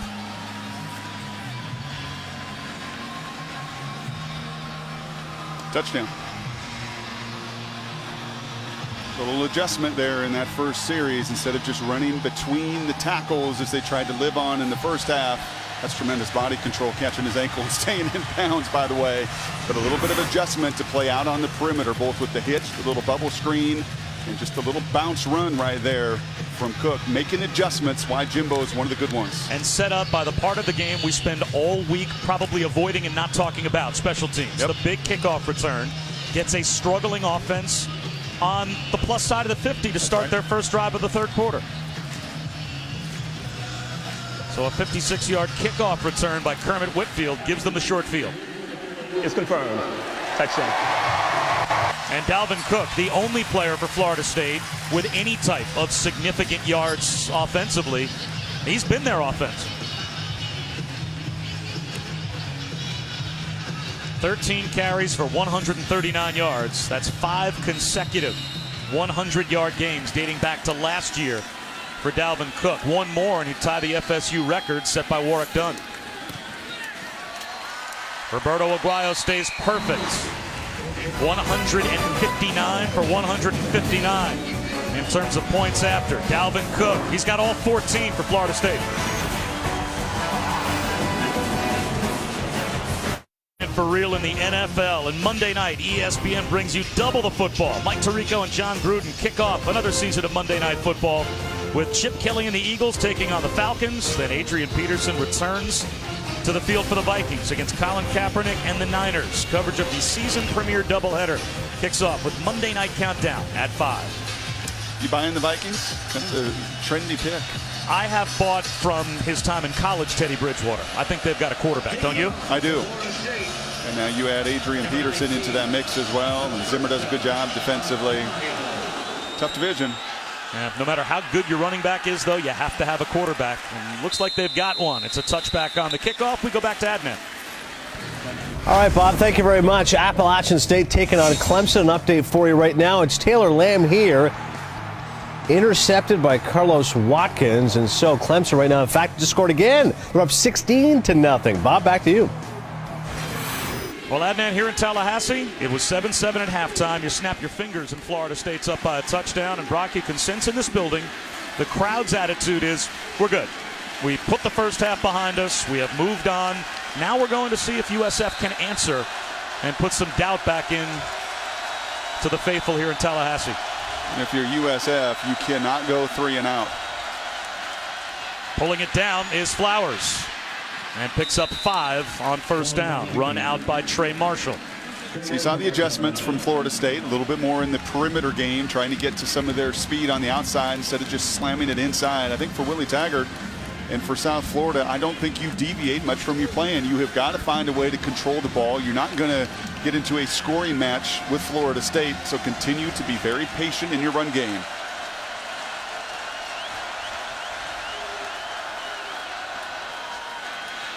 This time it's a handoff and the pile moves. Somehow finding his way through that pile is Marlon Mack for a first down and then some. He just emerged out of a sea of bodies. That's what he does. That's why he ran for 1,048 a year ago, Conference Freshman of the Year. There's that little lateral quickness you see, and what that does is it sets up then that force that he can bring into that hole. And if you just try to arm tackle and you don't bring your beef, you're going to be blown backwards. USF brought Danny Hope in from Purdue to be the co-offensive coordinator and coordinate the run game. And he loves Marlon Mack. This time Mack picks up about 2.5, and he said the same thing you said, Brock, that he can accelerate as fast sideways as he can north and south, and the advantage that gives him over many other tailbacks. That's exactly right, because with a lot of backs you say, man, you got to hit that thing, put your foot in the ground and go. You're just wasting time and energy, but for him, because of that lateral quickness, you like it because it then affords him the opportunity to really accelerate straight ahead. He's a gifted player.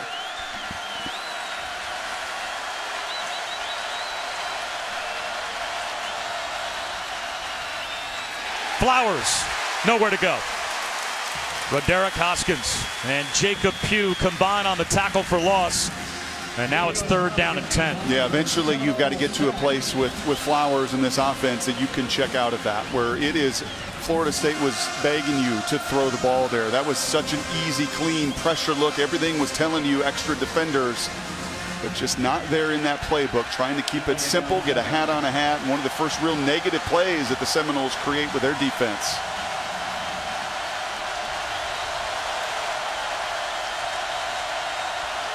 Four-man rush.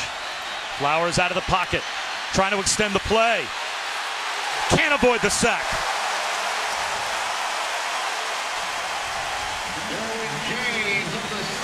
Brought down by the true freshman Derwin James.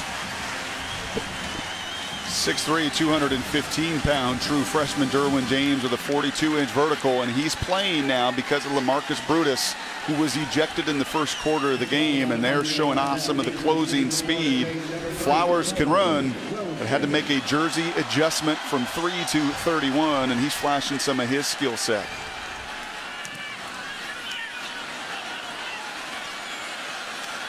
Wilson from the 15. Brought down at about the 20-yard line. Florida State with a touchdown lead and the football back here at Doak Campbell.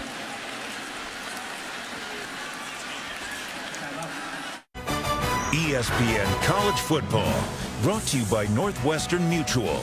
You and Northwestern Mutual, stronger together. And BMW, we only make one thing, the ultimate driving machine. What we're showing you right now is pretty much the entire day offensively for Florida State.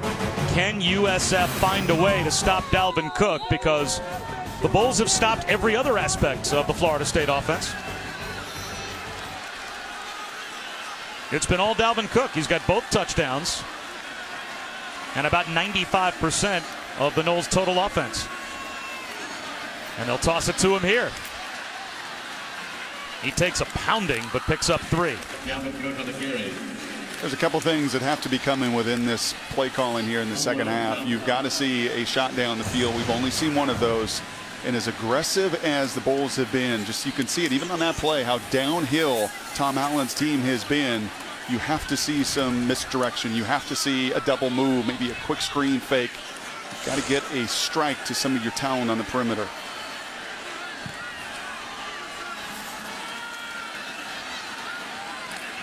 A square in, that's incomplete.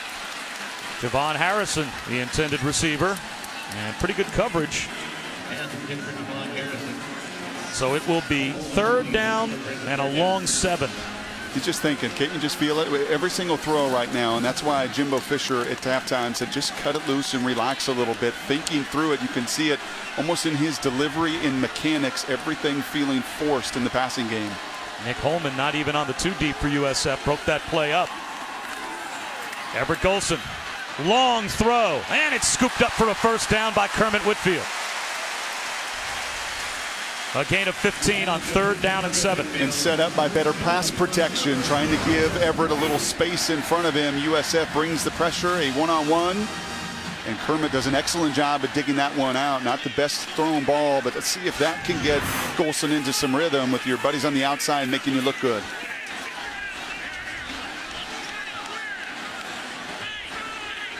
That was a big 3rd down conversion. Play action. Heading backwards is Golson and has to throw it away.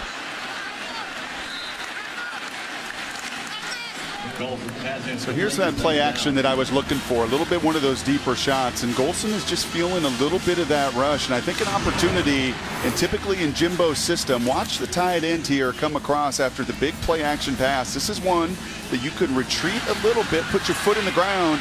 I think very cautious is how I would also define out of rhythm. Plant your foot and fire away. Looking for room and finding more is Dalvin Cook. There he goes again. Breaks another tackle. And they'll say that he stepped out of bounds at about the 12-yard line. He ran through what you could make an argument was a horse collar tackle and still found his way to the end zone, but he picks up 50 before he stepped out. And once again, getting help from teammates out on the perimeter. That's where big runs come. You can get 8 or 10, 12, without help on the outside. But when your receivers kick in, and that is absolutely a horse collar. And it still doesn't slow down Cook. So 1st and 10 at the 12 for Florida State. And the Noles a little late getting lined up at the play clock at 5, and USF very late getting players run on the field. They want a timeout. Complete confusion. Who was granted the timeout? Timeout, USF. Their first charge timeout. So it's the Bulls that call a timeout on defense, and we'll step aside for just a moment.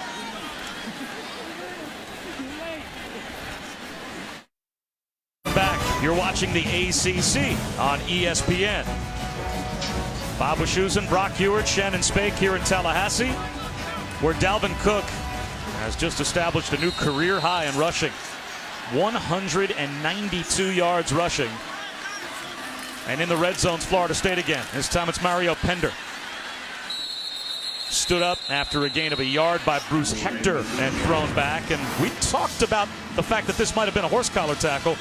And Dalvin Cook's head coach, Brock, agreed. Well, I would think so. You're trying to protect your player, and that rule was put in place for situations just like that. But Dalvin Cook shows you the power and the strength that he possesses in that 200-pound frame. Nate Godwin, not even with horse tackle action, can slow and bring him down. So Mario Pender stays in the game to the right of Everett Golson, 2nd and 9. Golson backpedaling, under pressure. Sacked back to the 20-yard line. Well, here's a chance for that USF defense to hold to a field goal and keep this a manageable game. That would be a win for them if they get a stop here in the red zone. It almost feels like with their offense, it's a have to. You give up another touchdown and it's 21-7. You just don't have the artillery in the perimeter, and you don't have the big playmaking ability to catch up in a hurry. Again, an excellent call there. More pressure, and Hamilton doing his job, keeping contained. James Hamilton and Deidrin Sinat have done a terrific job. The interior of that USF defensive line. Pressure on Everett Golson. And they're going to run it here with Pender. Lost his helmet. The play should stop. He's eventually thrown down, but when his helmet popped off, that should have been it. Ajay Fullwood came up to make the stop, well short of the first down. Yeah, and Jimbo is going to be upset again. That whistle should have been blown immediately once that player's helmet is off, and Jimbo has every right to be fired up here, protecting his kids. That was an awfully late whistle. We could not hear it here in the booth. Dead right now. The play should be stopped right now.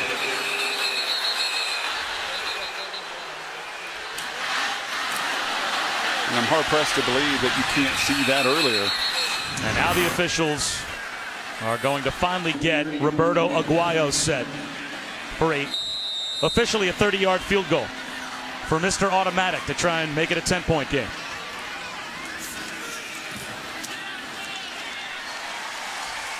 Once again, Roberto Aguayo, the All-American, is good, and it's a 10-point Florida State lead.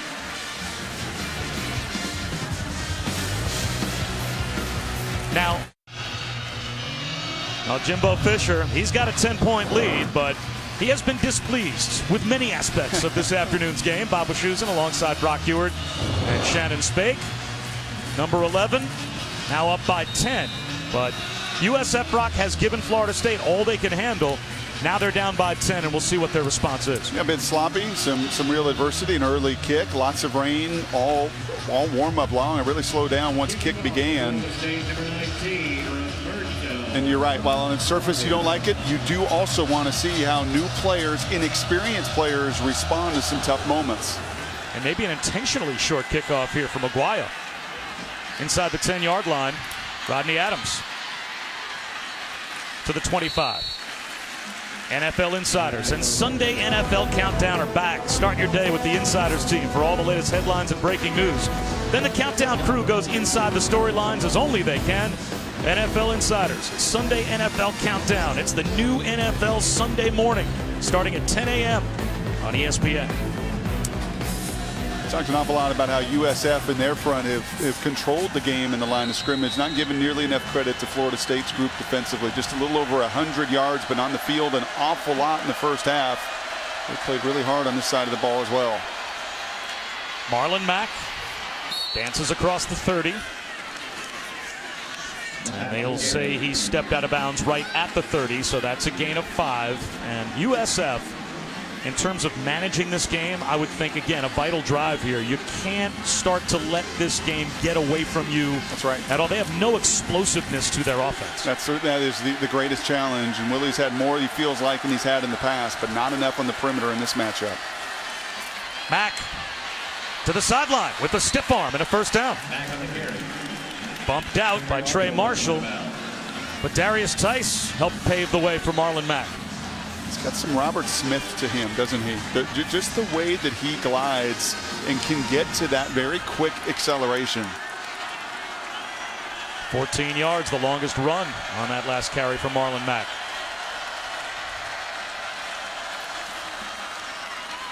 Now Darius Tice gets a chance and makes the most of it. It's a gain of about 16 more. Another USF first down to the Florida State 40. And we begin the drive bragging about how Florida State has played defensively, how they have been the aggressor, how they have set the edge within their front seven, and now back-to-back runs where you've seen this Florida State O-line, or excuse me, the South Florida offensive line, as well as backs and tight ends. They are setting the edge, and what a response to a great deal of adversity here from USF.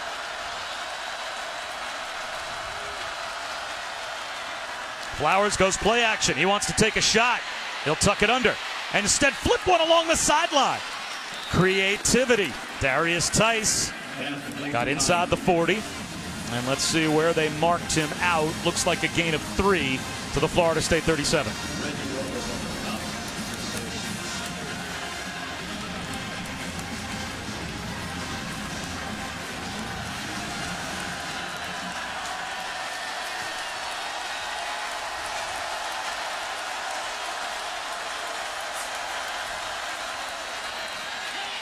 Flowers down the sideline, trying to drop it in. And it's incomplete. Overthrew Dearness Johnson as the tailback ran a little wheel route and had a step. Had what he wanted, and you have the pressure coming off. Hunter comes on the nickel pressure, and Willie guessed right. He's a good play caller. He's put his guys in multiple positions, one-on-one situations to get it done. And that time, his best receiving running back on linebacker, one-on-one, just can't close the deal. Now the play call here, you are right on the verge of field goal range. A field goal makes it a one-possession game again. Are you gutsy going for the first down, or do you run a play here that at least gets you into field goal range? Yeah, that depends. You got a kicker that's made one career field goal. Flowers. Long throw to the sideline, incomplete. And now what do you do? 4th down and long, 4th and 7. And you're not quite in field goal range yet, but you're inside the opponent's 40-yard line. Yeah, this is a good conversation, and that's why they're taking a little extra time with the staff. If you felt better about your passing game, you just looked at 2 plays that you drew up and got exactly what you wanted. That time, a corner route where Florida State falls down on the back end and you can't complete it. If you showed any efficiency, Bob, any level of precision in your pass game, you'd feel good about going for it. But after watching the misexecution there on the last 2, I think it forces the coordinator and head coach's hand to punt it. So we'll see if Matthias Chabadi can get the job done, and he forces a fair catch just across the 10-yard line. So he does get the job done. Well, it's our chance to send some congratulations to a member of our own crew. That is a look at Vera McKenzie Miller, born last Sunday At 1:34 a.m., 8 pounds 4 ounces, welcomed by her 2 big sisters, her mom Ashley and dad Josh, who's our technical director, down in the truck. So congratulations, Josh, and once again, enjoy the hotel sleep when you can get it, because it's all going bye-bye when you get home. And Josh, known for his fedoras, even little baby fedora. So that's where Josh was last week. I'll excuse the absence. Didn't know where he was. Congrats to the whole family. Absolutely.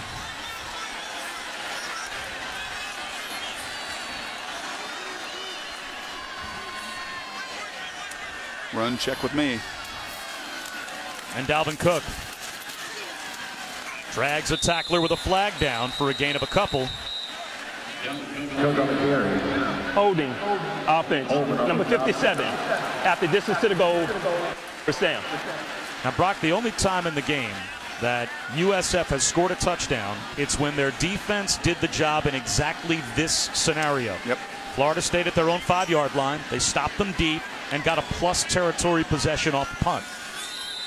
Well, the defense is the strength of this team, and will have to be for Tom Allen and crew through the rest of this season. When you see the limitations they have offensively, they just are very young on that side, have very few home run hitters besides the quarterback and running back. So, yeah, your defense has to set up your offense. And now it looks like Jimbo Fisher will call a timeout from the sideline.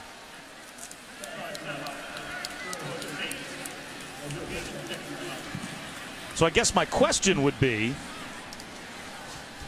based on the fact that this is the exact scenario where earlier in the game you were able to, with your defense, stop and flip the field, how do you call your defense if you're Tom Allen and USF? Are you more aggressive and maybe take some chances down here, knowing that your defense has to make a play because your offense, as you said, is limited? You know, as that offense is staring at their own goal line, I don't think so. And because when you take that risk, what are you doing? You're opening up some massive lanes for Dalvin Cook, and he's shown you with 200 rushing yards today.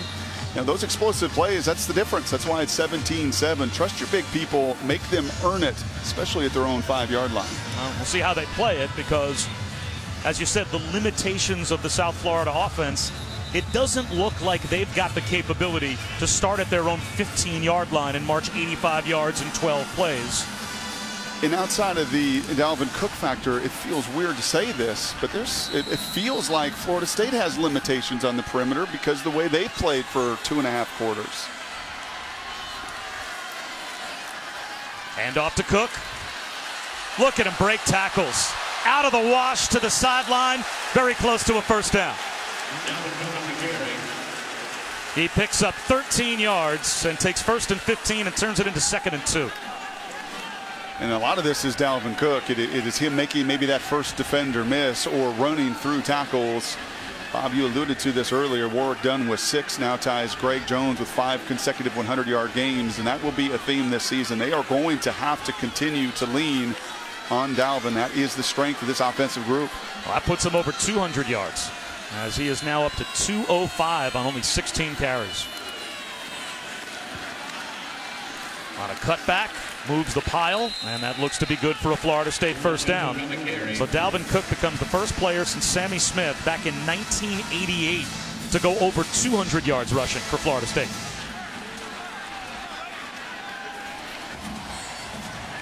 So Dalvin Cook might be thinking, forget the Warwick Dunn streak. I'm starting a new streak. 200-yard games. Right. He's got 1 in a row now.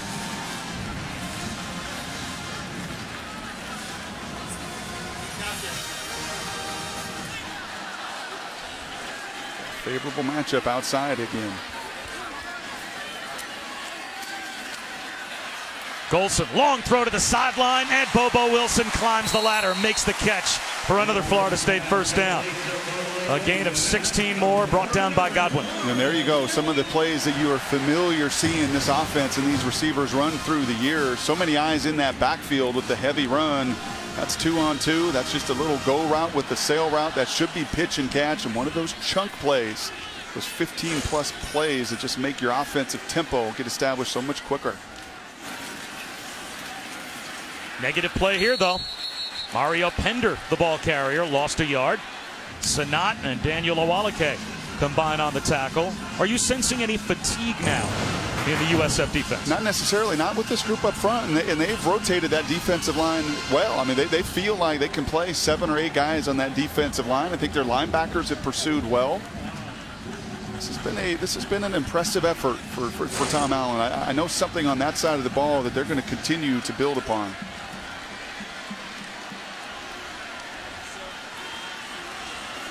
Golson straight back. And that is broken up at the 40-yard line. So here's the chance for USF defensively as Dietrich Nichols jumped in and knocked it away. 3rd down and 11. Now this may be a chance. Unlike the 5-yard line here, you may feel like at 3rd and 11, 3rd and 12, you can bring some of that pressure. You've already gotten home. And as much as people want to talk about the turnovers from Everett a year ago, and there were a lot of them, more than anybody at 22, it was the sacks as well. And he's taken a few today. He has got to try to avoid the pressure and avoid the negative play here. And it is closer to 3rd and 12. Only a 3-man rush, so they're playing coverage, and they still force Everett Golson out of the pocket. He'll hoist one downfield. Broken up. Just that close. 2 Florida State Seminole receivers in the area. But there's a flag down all the way backward. Golson took a hit. Personal foul. Roughing the passer with targeting. Defense number 43. The 15-yard penalty for roughing the passer will be enforced. The play is under review. That is the first penalty of the day against USF, and it is a killer. That's middle linebacker Augie Sanchez, and he is flying. As you said, they dropped 8 defenders into that zone coverage, nearly interception on the back end. Augie is coming full speed. You know he can't wait to take a lick on the quarterback outside the pocket. And what you have to be concerned about here is that forcible contact above the shoulder pads. Not only was it a 15-yard penalty, but they called it targeting on Sanchez, which means he would be done if they uphold the call. So the replay booth is taking another look. Do you agree with either aspect of that call? Was it a late hit, and was it targeting? In the NFL, that is a late hit, and you've seen a trickle-down effect, and he has a chance to possibly back off. Back in my day, that was not a late hit whatsoever. This is done to protect players and quarterbacks. Secondly, as far as that targeting call, that initial contact sure looked like, to me, it was into the sternum. Right, that forcible contact came into the sternum, and at least from that look, I don't see any of the contact coming above the shoulder pads. That shoulder pad hits him right in the sternum underneath his chin, unlike with Brutus where you saw the contact above the shoulder pads to the head. I don't see it there. You? Well, they're certainly taking a long time to look at it, and I agree with you. I mean, if it's the head and neck area that you are protecting with targeting, it looked like he hit him in the chest. So even if Augie Sanchez is not disqualified for the rest of the game, that is a huge penalty to take. It's debilitating. Now you've kept them on the field. You once again get them off. You shut down the pass game. Your D-line feels great. We rush 3 and still get Everett Golson to move, and instead you give him the freebie with the late shot. It won't go down in the box score as this, but it's the force and effect of a turnover. Yep. It's like an interception. It's like a fumble. After review, the targeting stands. Number 43 is disqualified. First down. So the targeting call does stand, and Augie Sanchez is lost for the rest of the game to USF. So he has to leave the field. Not confirmed, but stands as called. So not enough indisputable visual evidence to avoid losing 43, and that's their captain, that's their voice, that's the guy that's really set the tone in their front 7, getting everybody lined up, and you'll be without him now for the remainder of the game. Debilitating penalty.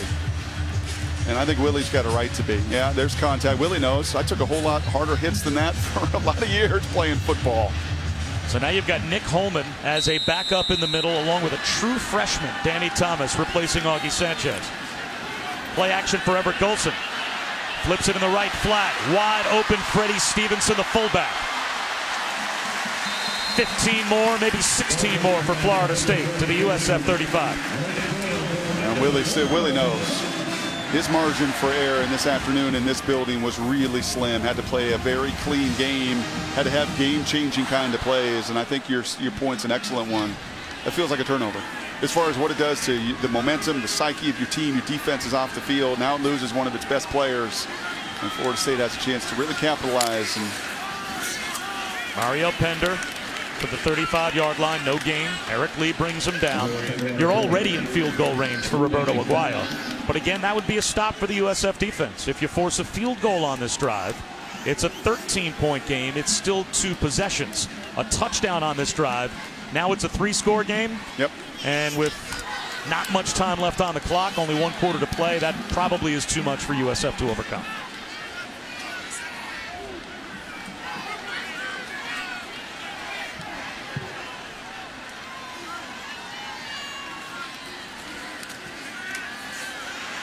Golson underneath, and there's a first down. Travis Rudolph found a soft spot in the zone and picked up 12. You're going to be critical here, not just to win this game over the final 16 minutes, but to get and feel good about yourself before the Seminoles hit the road. And they're going to be on the road for a little while. They go to BC, they get a bye week, they go to Wake Forest, and to find some rhythm here in the final 16 minutes for this passing game that has been so forced here. Very little protection, very little anticipation. It's a big key here down the stretch as well. Golson off a play-action fake. Up the seam towards the end zone, and it's a touchdown to Bobo Wilson.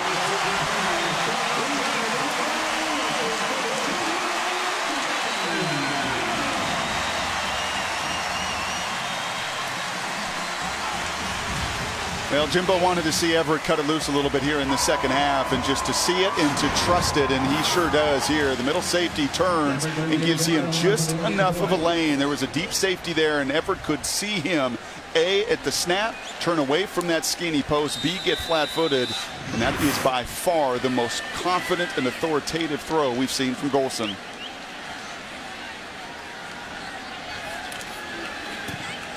Nine plays, 90 yards, and now USF really is in a hole. Down by 3 scores, 24-7.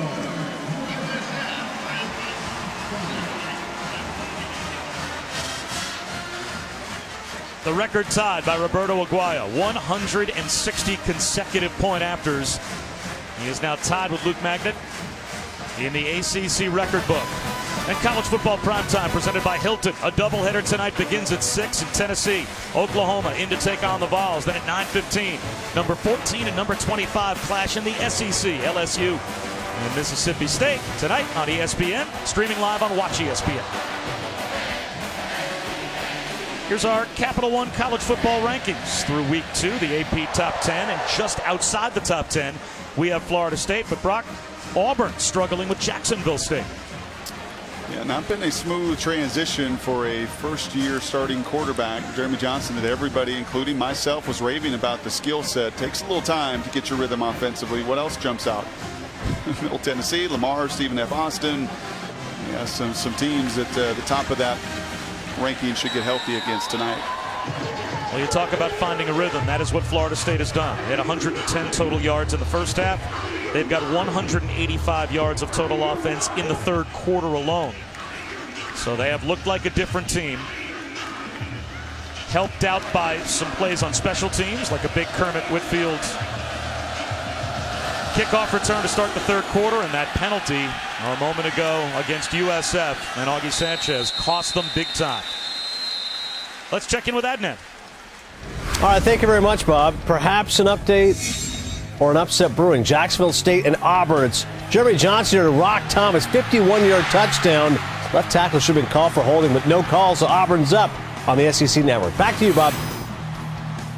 All right, Adnan, thanks very much. Bob Wischusen alongside Brock Ewart, Shannon Spake as well here in Tallahassee. And Brock, all day you've been saying, if you're USF, no matter how much adversity there has been, stay with the plan. Now can you afford to stay with your offensive plan? Well, quite honestly, that last drive in favorable field position, you had 2 shot plays, 2 wins. You had a wheel route, you had a corner route. Both of them unfortunately missed from Flowers. That margin for error incredibly slim. So they did it, to answer your question, Bob. They did it on the previous drive. When that opportunity presents itself, you just have to win. Tom Moore, my old coordinator at Indianapolis, I quoted him last week with the toilet paper. Well, I seem to quote him nearly every week. He said, my job as a coordinator is to get you into a one-on-one. Your job, you better win it. And in this third quarter, Florida State's won those one-on-one battles. That might take us to the end of the third quarter. Let's see if USF gets a snap off. They're still looking over to the sideline, so that will end the third. Florida State takes control of this game in the third quarter here at home.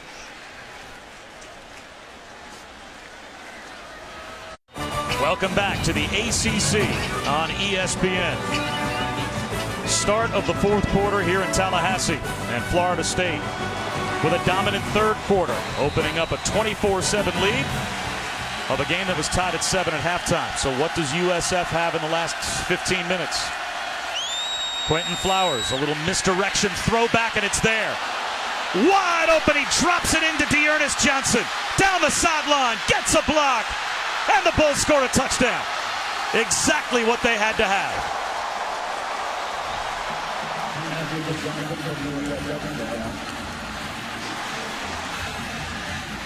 You asked me at the end of that third quarter, what do you do here? You also got to get a little innovative, and this is just going to be a wheel route. Every action is going to take that defense away from it. And Dearness had a couple touchdown passes a week ago, and that is a perfectly thrown ball. Because it was thrown in rhythm and in stride, he's able to finish the touchdown. You also love the effort at the end of that to get the extra block. That's exactly what these Bulls needed and had to have if they've got a shot to come back in the fourth. Quentin Flowers had 2 touchdown passes on opening day and a big win over Florida A&M. They were both to Dearness Johnson. Now he's got his 3rd touchdown pass of the season to his sophomore tailback, and it's a 10-point game once again.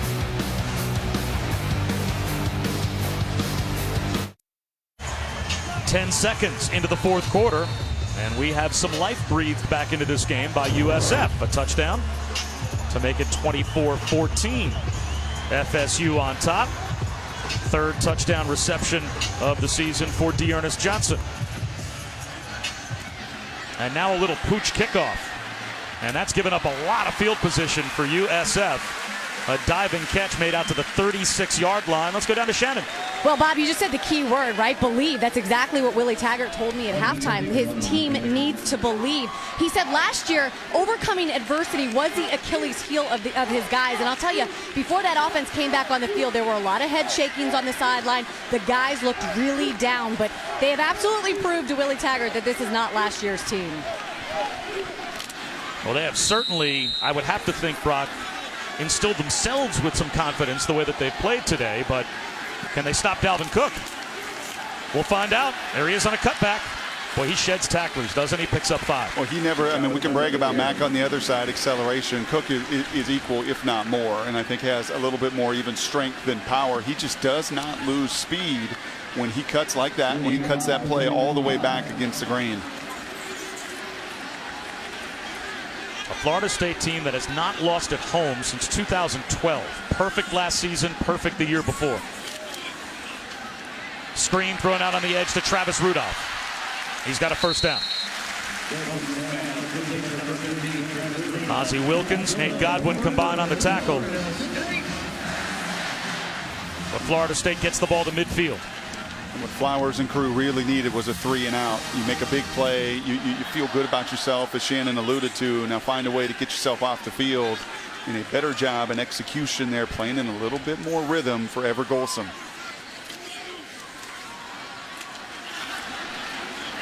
Cook for 2.5.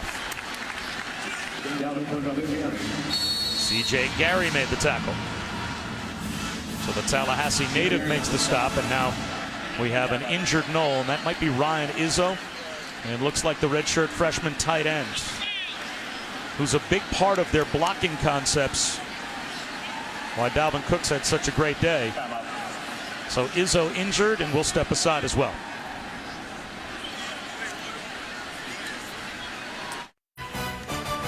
ESPN College Football is presented by Cars.com. Now Cars.com helps you get the right service without all the drama. And in part by Buick, proud partner of the NCAA. Quentin Flowers has made enough plays to give USF some belief. Riding the bike over there, hoping to get another chance soon on that South Florida sideline. But Everett Golson has been a different player, and it's been a different Florida State offense in the second half than it was in the first. With a 10-point lead, and here's Golson, second and long. Quick strike to Javon Harrison. That's another Florida State first down. I talked earlier in the first half. There's a lot of work at that line of scrimmage for a quarterback in Jimbo Fisher's system. Lots of checks in the run game, protection checks, and sometimes you can get bogged down. He ran into a nickel blitz earlier. That time, corner blitz, and he sees it immediately. And he doesn't even tell that defense, right? He just does it within the rhythm. He's got the hitch, the adjustment out there. It's amazing what a little success can do, how you can start to, these coaches all say, have fun, just have fun playing. Well, fun comes with success and throwing touchdowns.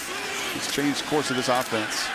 Dalvin Cook runs through another tackle, but a flag is thrown. If the play stands, he's got a first down.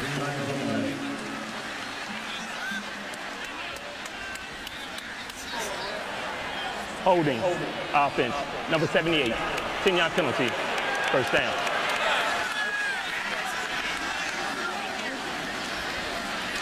That's a big right guard there, Wilson Bell. I have a hunch that this coaching staff, in the 20-minute break at halftime, had a very clear conversation about their physical point of attack play in the first half, where USF really owned them. Now, Dalvin is made up, as all great running backs do. They can make an offensive line look good. But you've seen the pads come down a little bit better. You have seen a little bit more push on that offensive line here in the second half. After the penalty, 1st and 17. Going backwards instead of forwards is Mario Pender. And he makes something out of nothing and then some. Stiff arm for a first down.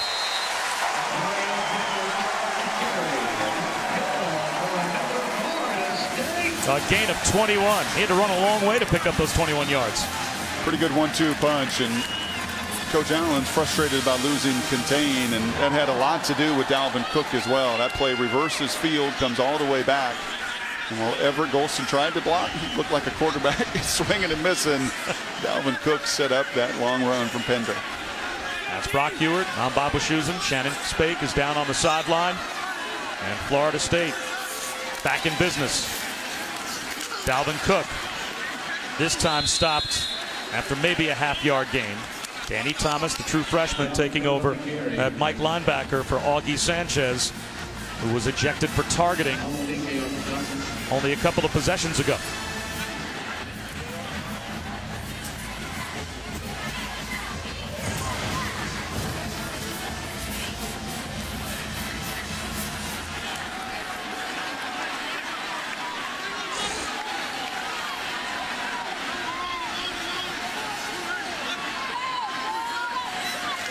Blitz coming. Everett Golson to the outside, beats it, reaching for the first down. Big Harrison. They'll mark him down a yard shy. Well, here's a huge play, Brock. 3rd down and about a yard and a half as USF tries to hold to a field goal to keep it a 2-possession game. This is a statement as well. This is you've got 2 downs to me to get a yard and a half. And I know you've got the best field goal kicker in the history of college football from an accuracy standpoint, but this is a manhood and statement kind of play and conversation right now. They'll hand it to Cook. He's got the first down easily, close to the 10-yard line.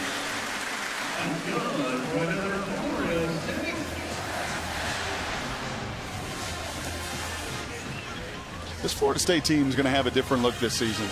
And you're starting to see, I think, some little glimpses of it here in the first couple weeks. This is not going to be your Jameis aerial attack. As this year evolves, you're going to get back, and coaches are going to learn their talent in this offensive line. And I think you will see, on balance this year, a near 60-40 run rate from these Seminoles. Cook breaking another tackle with a flag down. He's in the end zone. We'll have to check the penalty. They're bringing it back. Offense, number 72, 10-yard penalty, first down. Well, that's a trifecta. We've seen Bell with a hold, Martinez, the center, with a hold, and that time it's big Kareem R., the left guard, and I mean big, 6'6", 335 pounds. Well, in spite of the holding penalty on Kareem R., something that really seemed to draw your attention when we met with Jimbo Fisher, how in this age and era of college football now, where everyone seems to spread you out, they're the unusual offense now to prepare for. Yep, we're going to be different. And he likes it. Yeah, go ahead and prepare for 335 with a pulling guard and see some of the power and the real commitment to that run game. I like it. Only one returning starter in Rod Johnson. He'll run power sweep to about the 20-yard line. Nate Godwin came up and made the stop. I mean, I think ideally you'd love to have a program that has some level of balance, that you're not so one-dimensional that your scout team can't line up and run some of these sets.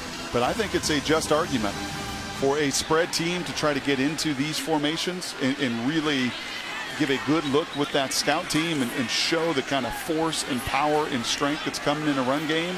Very difficult to duplicate.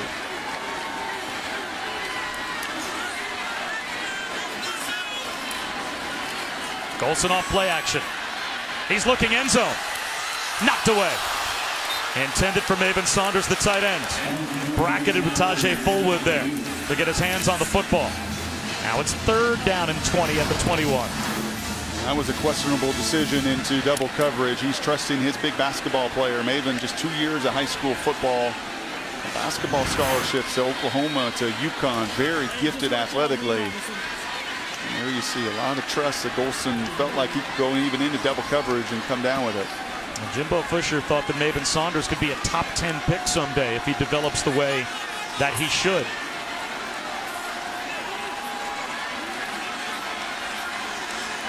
A must stop on 3rd down for USF and a timeout called by Everett Golson. 9.5 minutes to go. A 10-point lead for Florida State.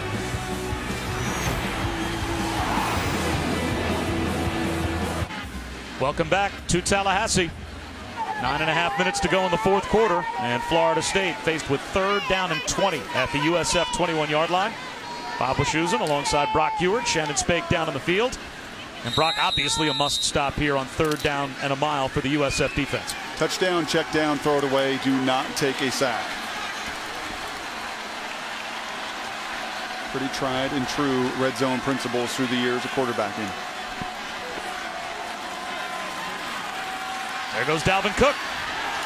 Cut down. Nicely done by Jamie Byrd.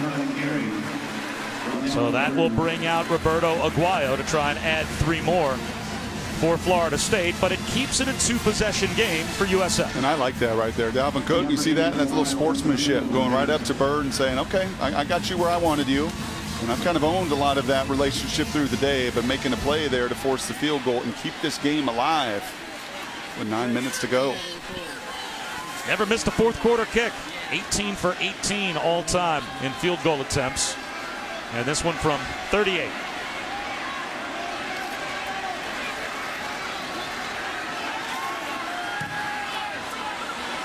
And he stays perfect. The lead now 13 for the Noles with 8:46 to go in the 4th quarter.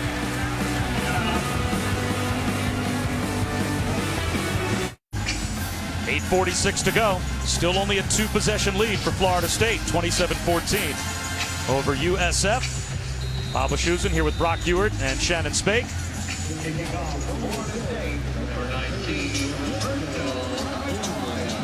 So still a pulse for the Bulls, down by 2 scores with under 9 minutes remaining.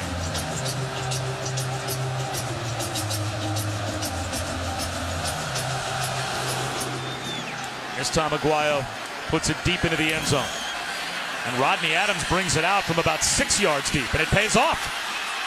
He breaks off a return all the way out to about the 33-yard line. Let's head down to Shannon. And Bob, the Florida State coaches absolutely know that this USF team still has the pulse. In fact, Randy Sanders, quarterback coach, came over to Everett Golson immediately on the sideline and said, you've got to be prepared for them to score, and you have to be prepared for the next time that you go out on the field. We're only going to be up 6. Already kind of instilling that he might have a sense of urgency next time he gets out there.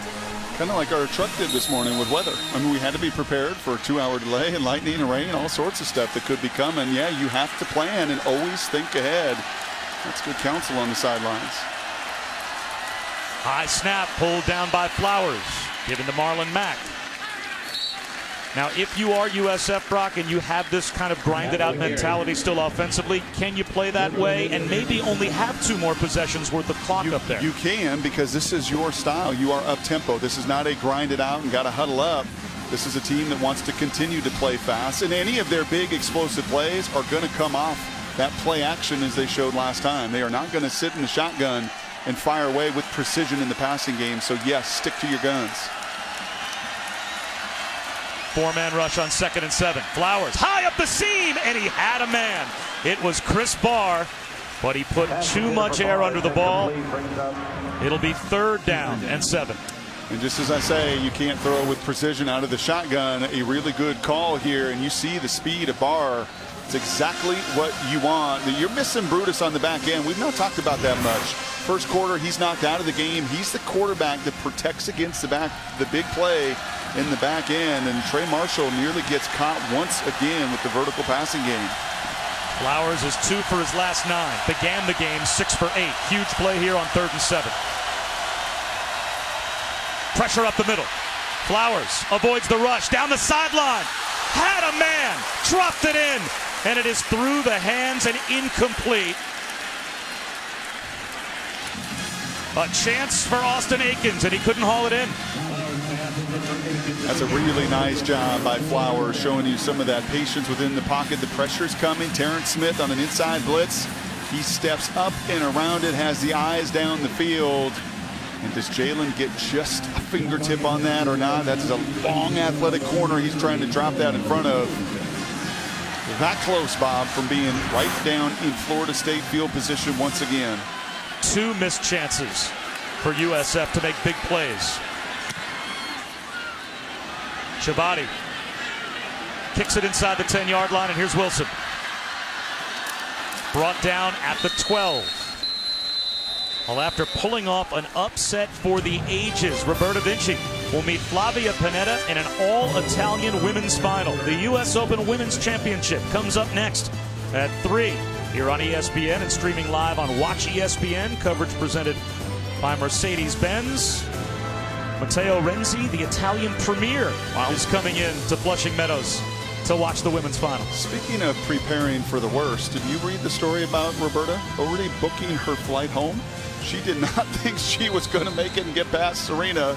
She had already made her travel plans. Had to change those, and I don't think minded. Not going forward on 4th down for USF. They change field position, but now they have to get a stop. Flags fly at the snap.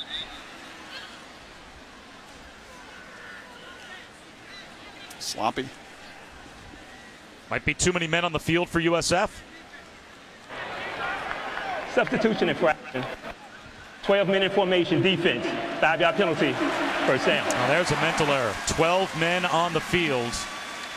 And that is not going to please the defensive coordinator, Tom Allen. Nope. He's done an excellent job. Let me just say this about the USF staff. Made some big changes. 5 new coaches, including Tom. He was the only defensive guy that came in.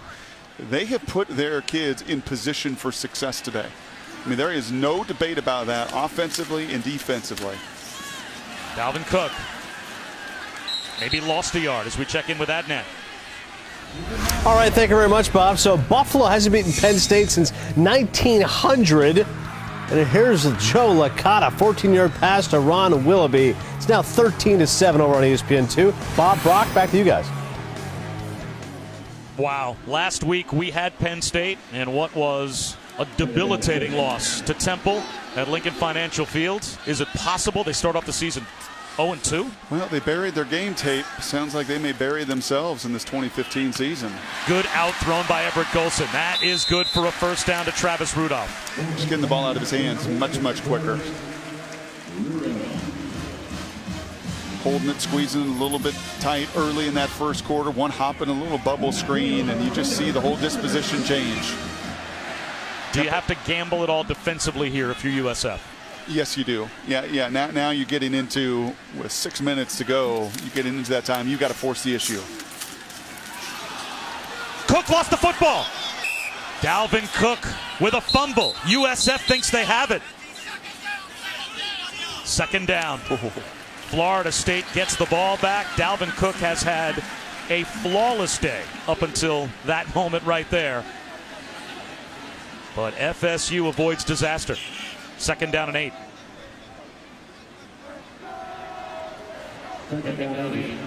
In his freshman season, Dalvin Cook, he went through a period of time where he had some fumbling issues, and Everett Golson led the nation in turnovers last year, and yet, Brock, they've been clean today up until that moment.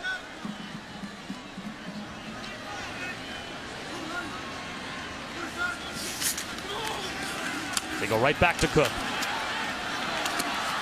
He finds a little room and gets 2 yards. 3rd down and 6 coming up for FSU.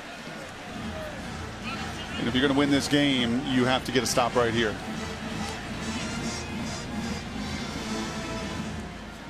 Clock is ticking. Florida State and a veteran 50-year senior quarterback doing an excellent job of utilizing that play clock, still mixing in some tempo so you're not too flat. But this, to this point in this game, is the biggest single play.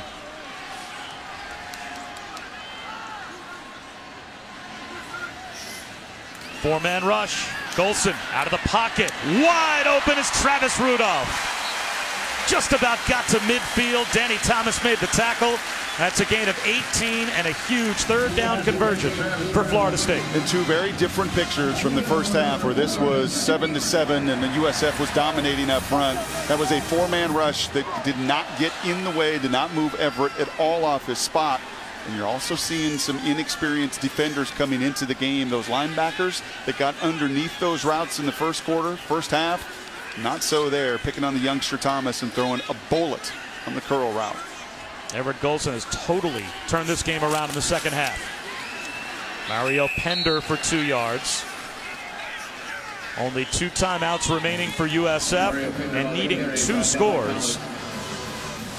That last 3rd down conversion might have just about mathematically made this impossible for the Bulls. When do you use your timeouts if you're Willie Taggart? After this play? Yeah, depending again on the outcome of this one here, but very soon, if not this set of downs, assuredly the next.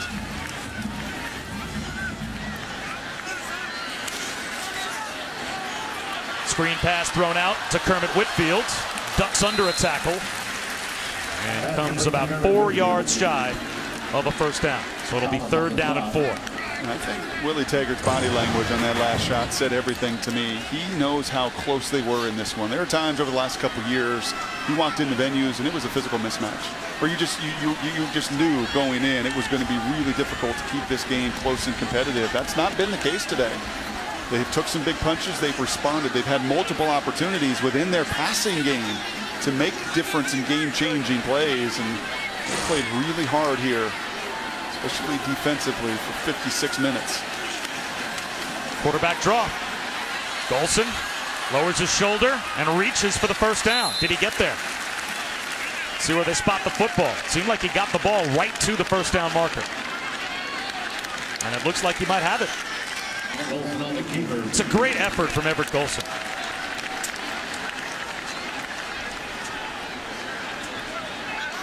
Well, this is a team, Brock, that last year was in the college football playoff. They are 2nd right now in most prognosticators' minds to Clemson in the ACC, but could very easily win an ACC title.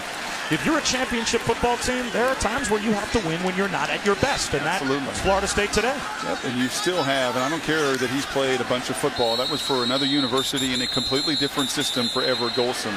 You've got 4 new offensive linemen, many of them very young, very raw, and inexperienced. Timeout, USF. They're calling the timeout to challenge the ruling of the field of a 1st down. So Willie Taggart wants to challenge the spot that was given to Everett Golson when he reached the ball out on that scramble.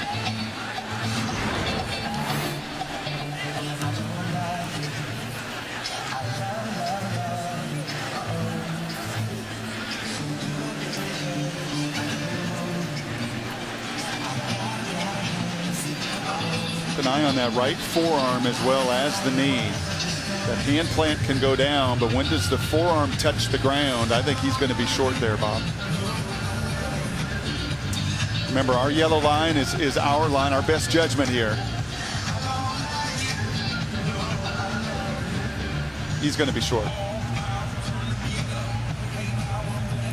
He had to get right to the 42-yard line for the first down, and that's where the ball is marked, right at the 42, but it looks as if the ball probably should move closer to the 43, which would create 4th down and 1.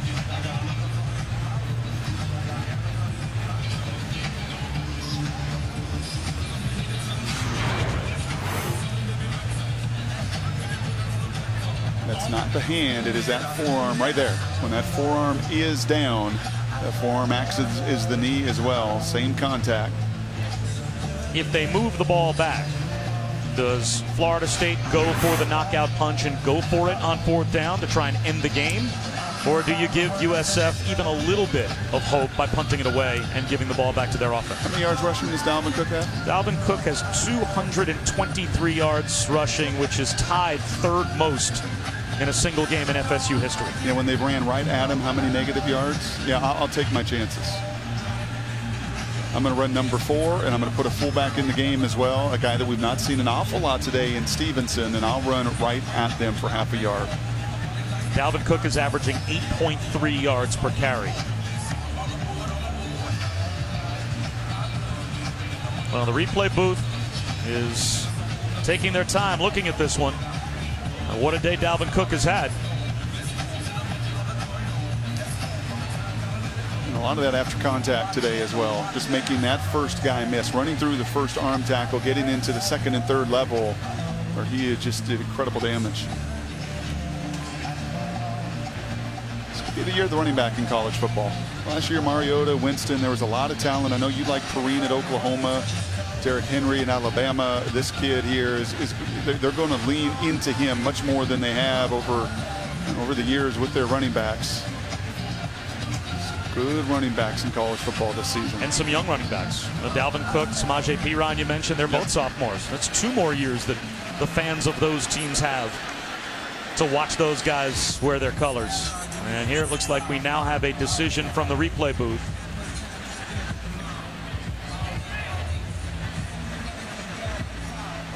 Our referee, Tracy Jones, well, he had the headset off for a moment. Now he's putting it back on. And there might be issues with the clock. They have to get the down and distance markers moved back if they do indeed reverse the call and move the ball back a yard.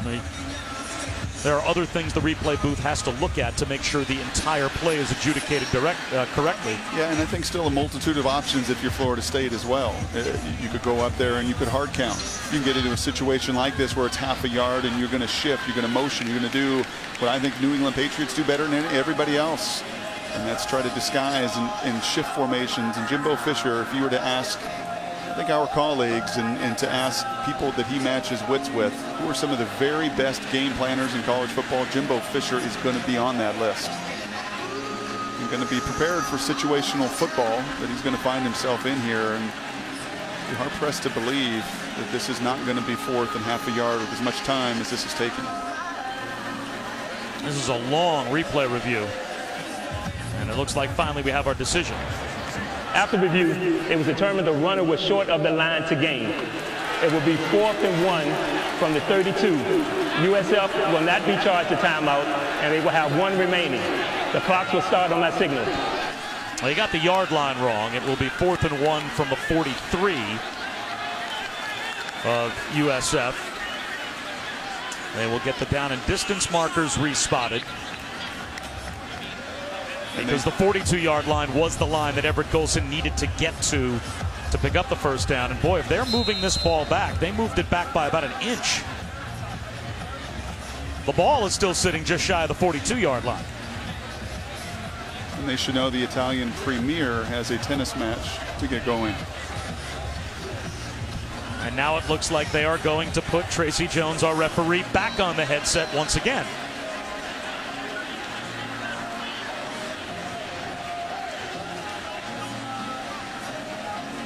It's hard to believe it's taken this long to figure out where the ball ought to be spotted and where the line to make was.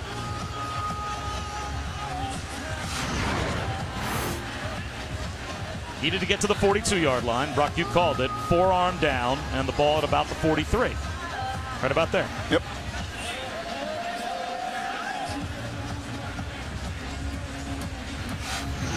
Lots of early season mechanics as well for these crews, and you reference the down, the distance, the time on the clock. Trying to get all those details right, but this should not take this amount of time.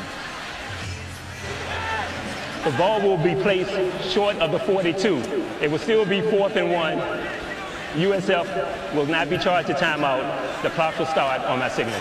So the Bulls get their timeout back. And let's see where they put the football. Will it be 4th down and a full yard or closer to 4th and a foot? And even that down in distance might influence the decision by Florida State. And they're going to send their offense out there. Is this a hard count from Everett Golson? Yeah, or do they snap the ball and give it to Dalvin Cook? Yeah, as I said, I'd like a fullback in there in front, which is exactly what you're going to see from Florida State. I'm going to trust my capabilities on the left side of my line here.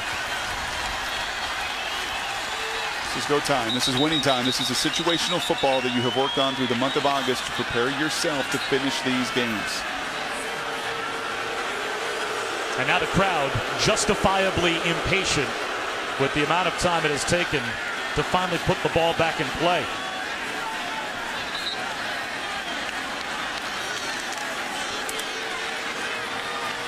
Now something needs to be explained by our referee Tracy Jones to Jimbo Fisher.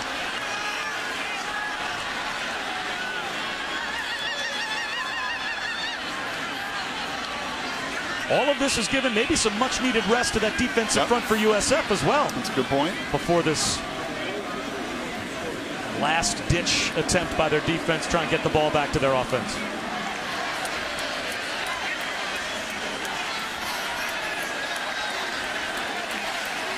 Finally ready to go. After 22 minutes. 4th down and a half yard.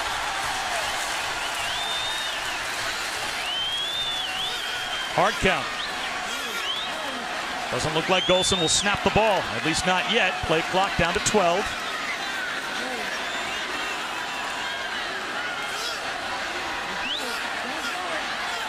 South Florida staying disciplined. Play clock at 2, down to 1. And a timeout called by Florida State.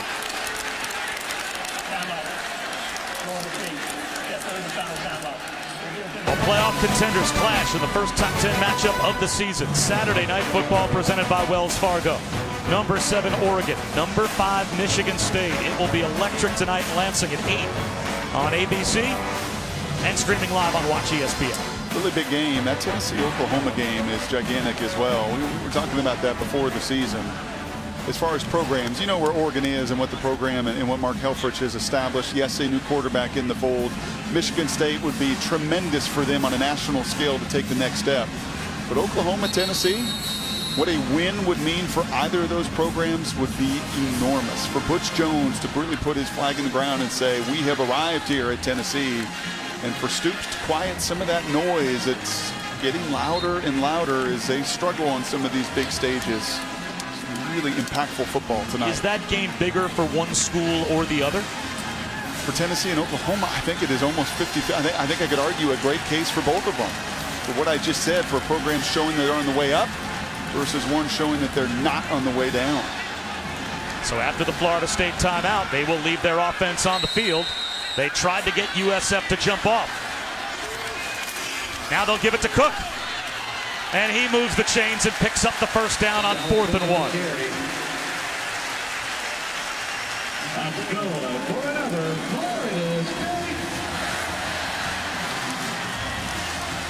It took a while, but Florida State finally picked up the first down. And now South Florida will be, you would think, compelled to use their timeouts. Yep. And boy, did Willie Taggart take a long time to call that one. The clock started to wind again, but now they have called a timeout. It took a while. It's probably something you could use to define this game overall as well. It took a while for this Florida State offense to feel good about what they were doing. It took a while to finally wear down this USF front four that was so stout at the point of attack throughout. It took a while. Well, maybe it didn't take a while to figure out that Dalvin Cook's the best player on this field. Ultimately, if you were a USF fan and you were worried that your team was just looking at bigger, faster, stronger in Florida State, do you think that turned the tide in the second half? Or what type of a year do you think USF is in store for him. Yeah, I think that has changed, and Willie really expressing that to us in this stadium yesterday, saying I'm now traveling with a team of some athletes that I know I can go play against just about anybody. And you have learned through the NFL and college football that when you've got a front four defensively, it can mask a lot of other places. Conversely, for Florida State, warning signs that concern you from this performance today, or is this a championship team that just wasn't at their best? No, I think some warning signs or some reality signs that this offensive line is not going to be what they've been in the past. You don't lose player after player after player to the NFL and largely start over. I know Rod started 5 games, but this is a whole new unit, a whole new identity, and there's going to be some more bumps in the road for this group. But best case is those 5 can continue to play together and grow together. Here's Dalvin Cook. Leaps over the pile for 4 yards. And the final timeout will be called by the Bulls. That was the indication from the sideline. Now they do get the timeout recognized with 2:02 to go.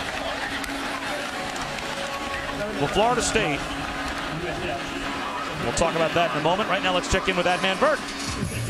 Thank you very much, Bob. A huge upset brewing. Jacksonville State and Auburn. This is Troy Maine Pope punching it in. Over on the SEC Network, it's 20-13, 5:38 left. Jeremy Johnson going to step it up, Bob.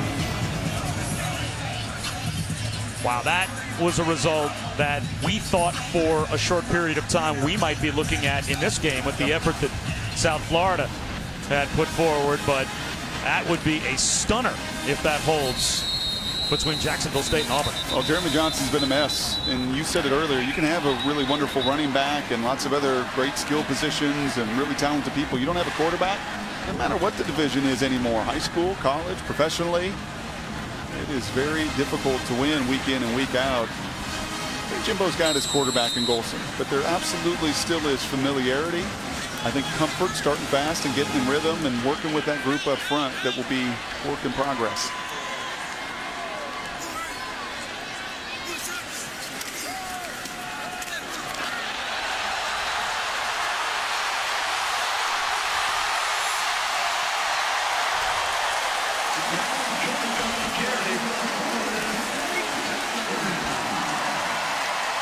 Well, that is certainly the exclamation. All right, thank you very much, Bob. Just a friendly reminder, Roberta Vinci and Flavia Panetta, the U.S. Open Tennis Women's Final, will actually start on ESPNU. It'll move back over to ESPN at the conclusion of the South Florida State game you're currently watching. So tennis coming up momentarily. Bob, back to you. And just so smooth. Right there is that cut outside, and we've complimented the receivers. Maybe not enough. George Campbell, the freshman, buying in. He's getting the block to free up Cook.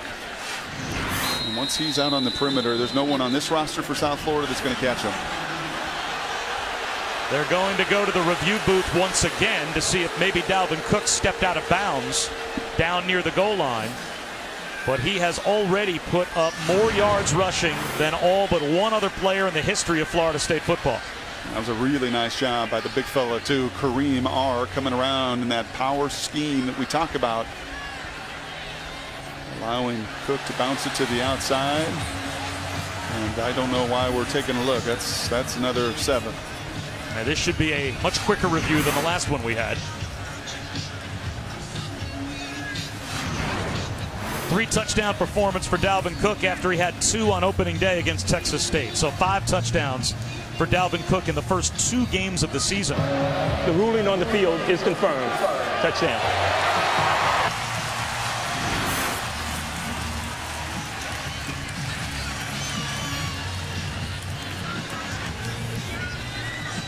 You can win a lot of football games as a quarterback when you can hand it to a guy with that kind of talent. About 30 rushes as well for a 200-pound guy. You don't do that unless you spend the appropriate amount of time getting your body ready. You know, he was off of this team for some time, kept himself in shape, never wavered from his commitment. Came in impeccable condition and has started this season off brilliantly. And there's the new record in the ACC for consecutive made extra points. 161 in a row for Roberto Aguayo.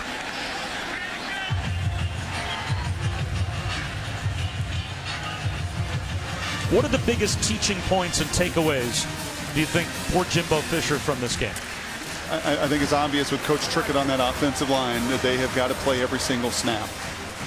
And it's very glaring for the audience to see at the quarterback position, because you see them with the ball in their hands and you're used to seeing great play. What that looks like for offensive lines, to just have the comfort with one another, to combo block, to get to the second level, to avoid the negative. You had 3 holding calls, critical holding calls in the interior of that offensive line. So that's teaching point 1, because for them to win an ACC title, no matter how good Golson or Cook are, they're going to have to be better up front than they were today, and can't go a half without getting started. I think for Golson, it's also a reminder to you and to me and to everyone watching that just because Russell Wilson could go to Wisconsin and be a star and be the team captain and break records, that it's not easy to always transition into an entirely new system and environment. And as far as taking care of the football for him, job well done. First 2 weeks, 22 turnovers. A year ago, 0. And Aguayo will send this one right through the back of the end zone.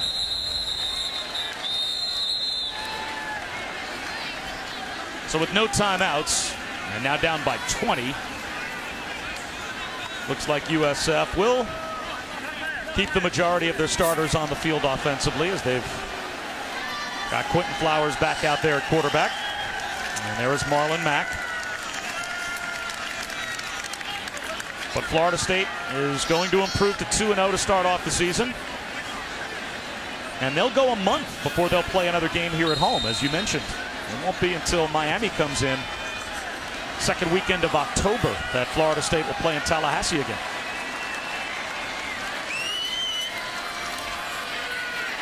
Flowers underneath to Dearness Johnson. He's ridden down in bounds. Flowers pass complete to Johnson. And a chance, Bob, as you look at it, at Boston College, the bye, at Wake Forest, plenty of time to get yourself ready. Miami lost a lot of personnel. Circle that Louisville game right here in Tallahassee. Handling that group, handling the best defense that Bobby Petrino has had in his time, and they will get after you. Another check down for Flowers, good for a first down to Dearness Johnson. And you can make an argument the 2 toughest tests this year in the ACC for Florida State will both be on the road. They have to play Georgia Tech and Clemson, both away from home. Yep. They're going to have to clean it up, clean up the penalties, clean up the line of scrimmage, start a whole lot faster, and keep getting comfortable with their new signal caller. Dearness Johnson again. I do like what I have seen from this side of the ball. Probably the shortest end of the conversation has been about Florida State's defense, and they were an enormous part through last season as they were a great disappointment. 4 underclassmen drafted in the first 3 rounds and did not statistically do anything well, did not make enough game-changing plays. Their effort continued to play really hard today. Limiting explosive plays will still be a theme, I think, through this season. But Jalen Ramsey sets the edge and sets the tempo for that group that looks different through the first 2 weeks than they did last season.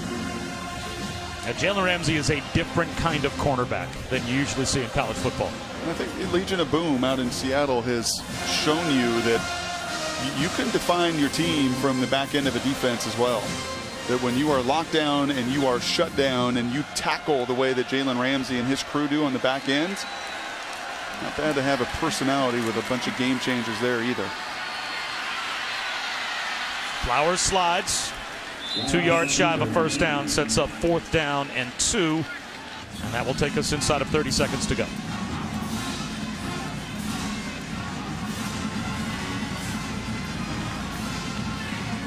The U.S. Women's Open Championship is coming up next. The All-Italian Final in just a moment from Flushing Meadows.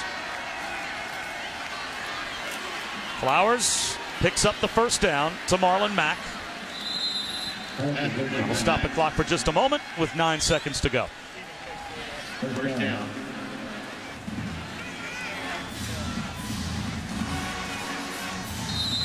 Now the clock starts to wind. We'll see if USF is even able to get one more snap off. They do. And what should be the final play of the game. A pass up the seam and a huge hit by Nate Andrews, and flags fly everywhere.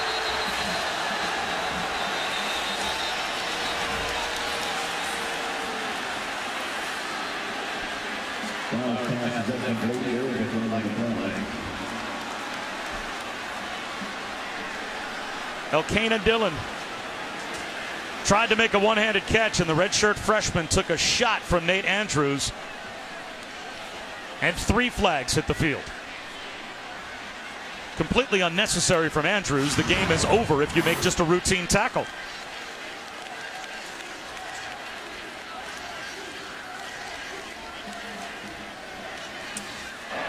The ruling on the field is an incomplete pass. Personal foul, targeting a defensive player, defense number 29. The previous play is under further review. Well, this is our 3rd look at this today, and we're getting pretty well versed of exactly what to look here. And you said it best right there. This is unnecessary. The game is over. We talk about this rule being in place to change the strike zone. He is, to me, through the sternum. He is at least trying to lower to a degree. It's completely unnecessary. You have a defenseless player.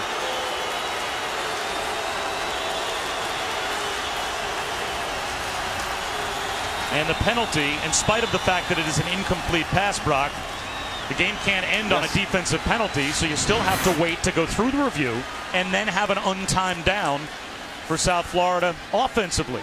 There's 2 things that stand out to me. That when we talk about trying to change behavior, you see Andrews leading with his shoulder. And we are seeing this in slow motion, but he is trying to turn his head away and lead with his shoulder. And it looked like, and this is what Jimbo is saying, he is trying to hit him in the sternum. Now, if the earlier one on the linebacker on Augie was held up and stood, then this one has to. I mean, they are almost the identical same hit.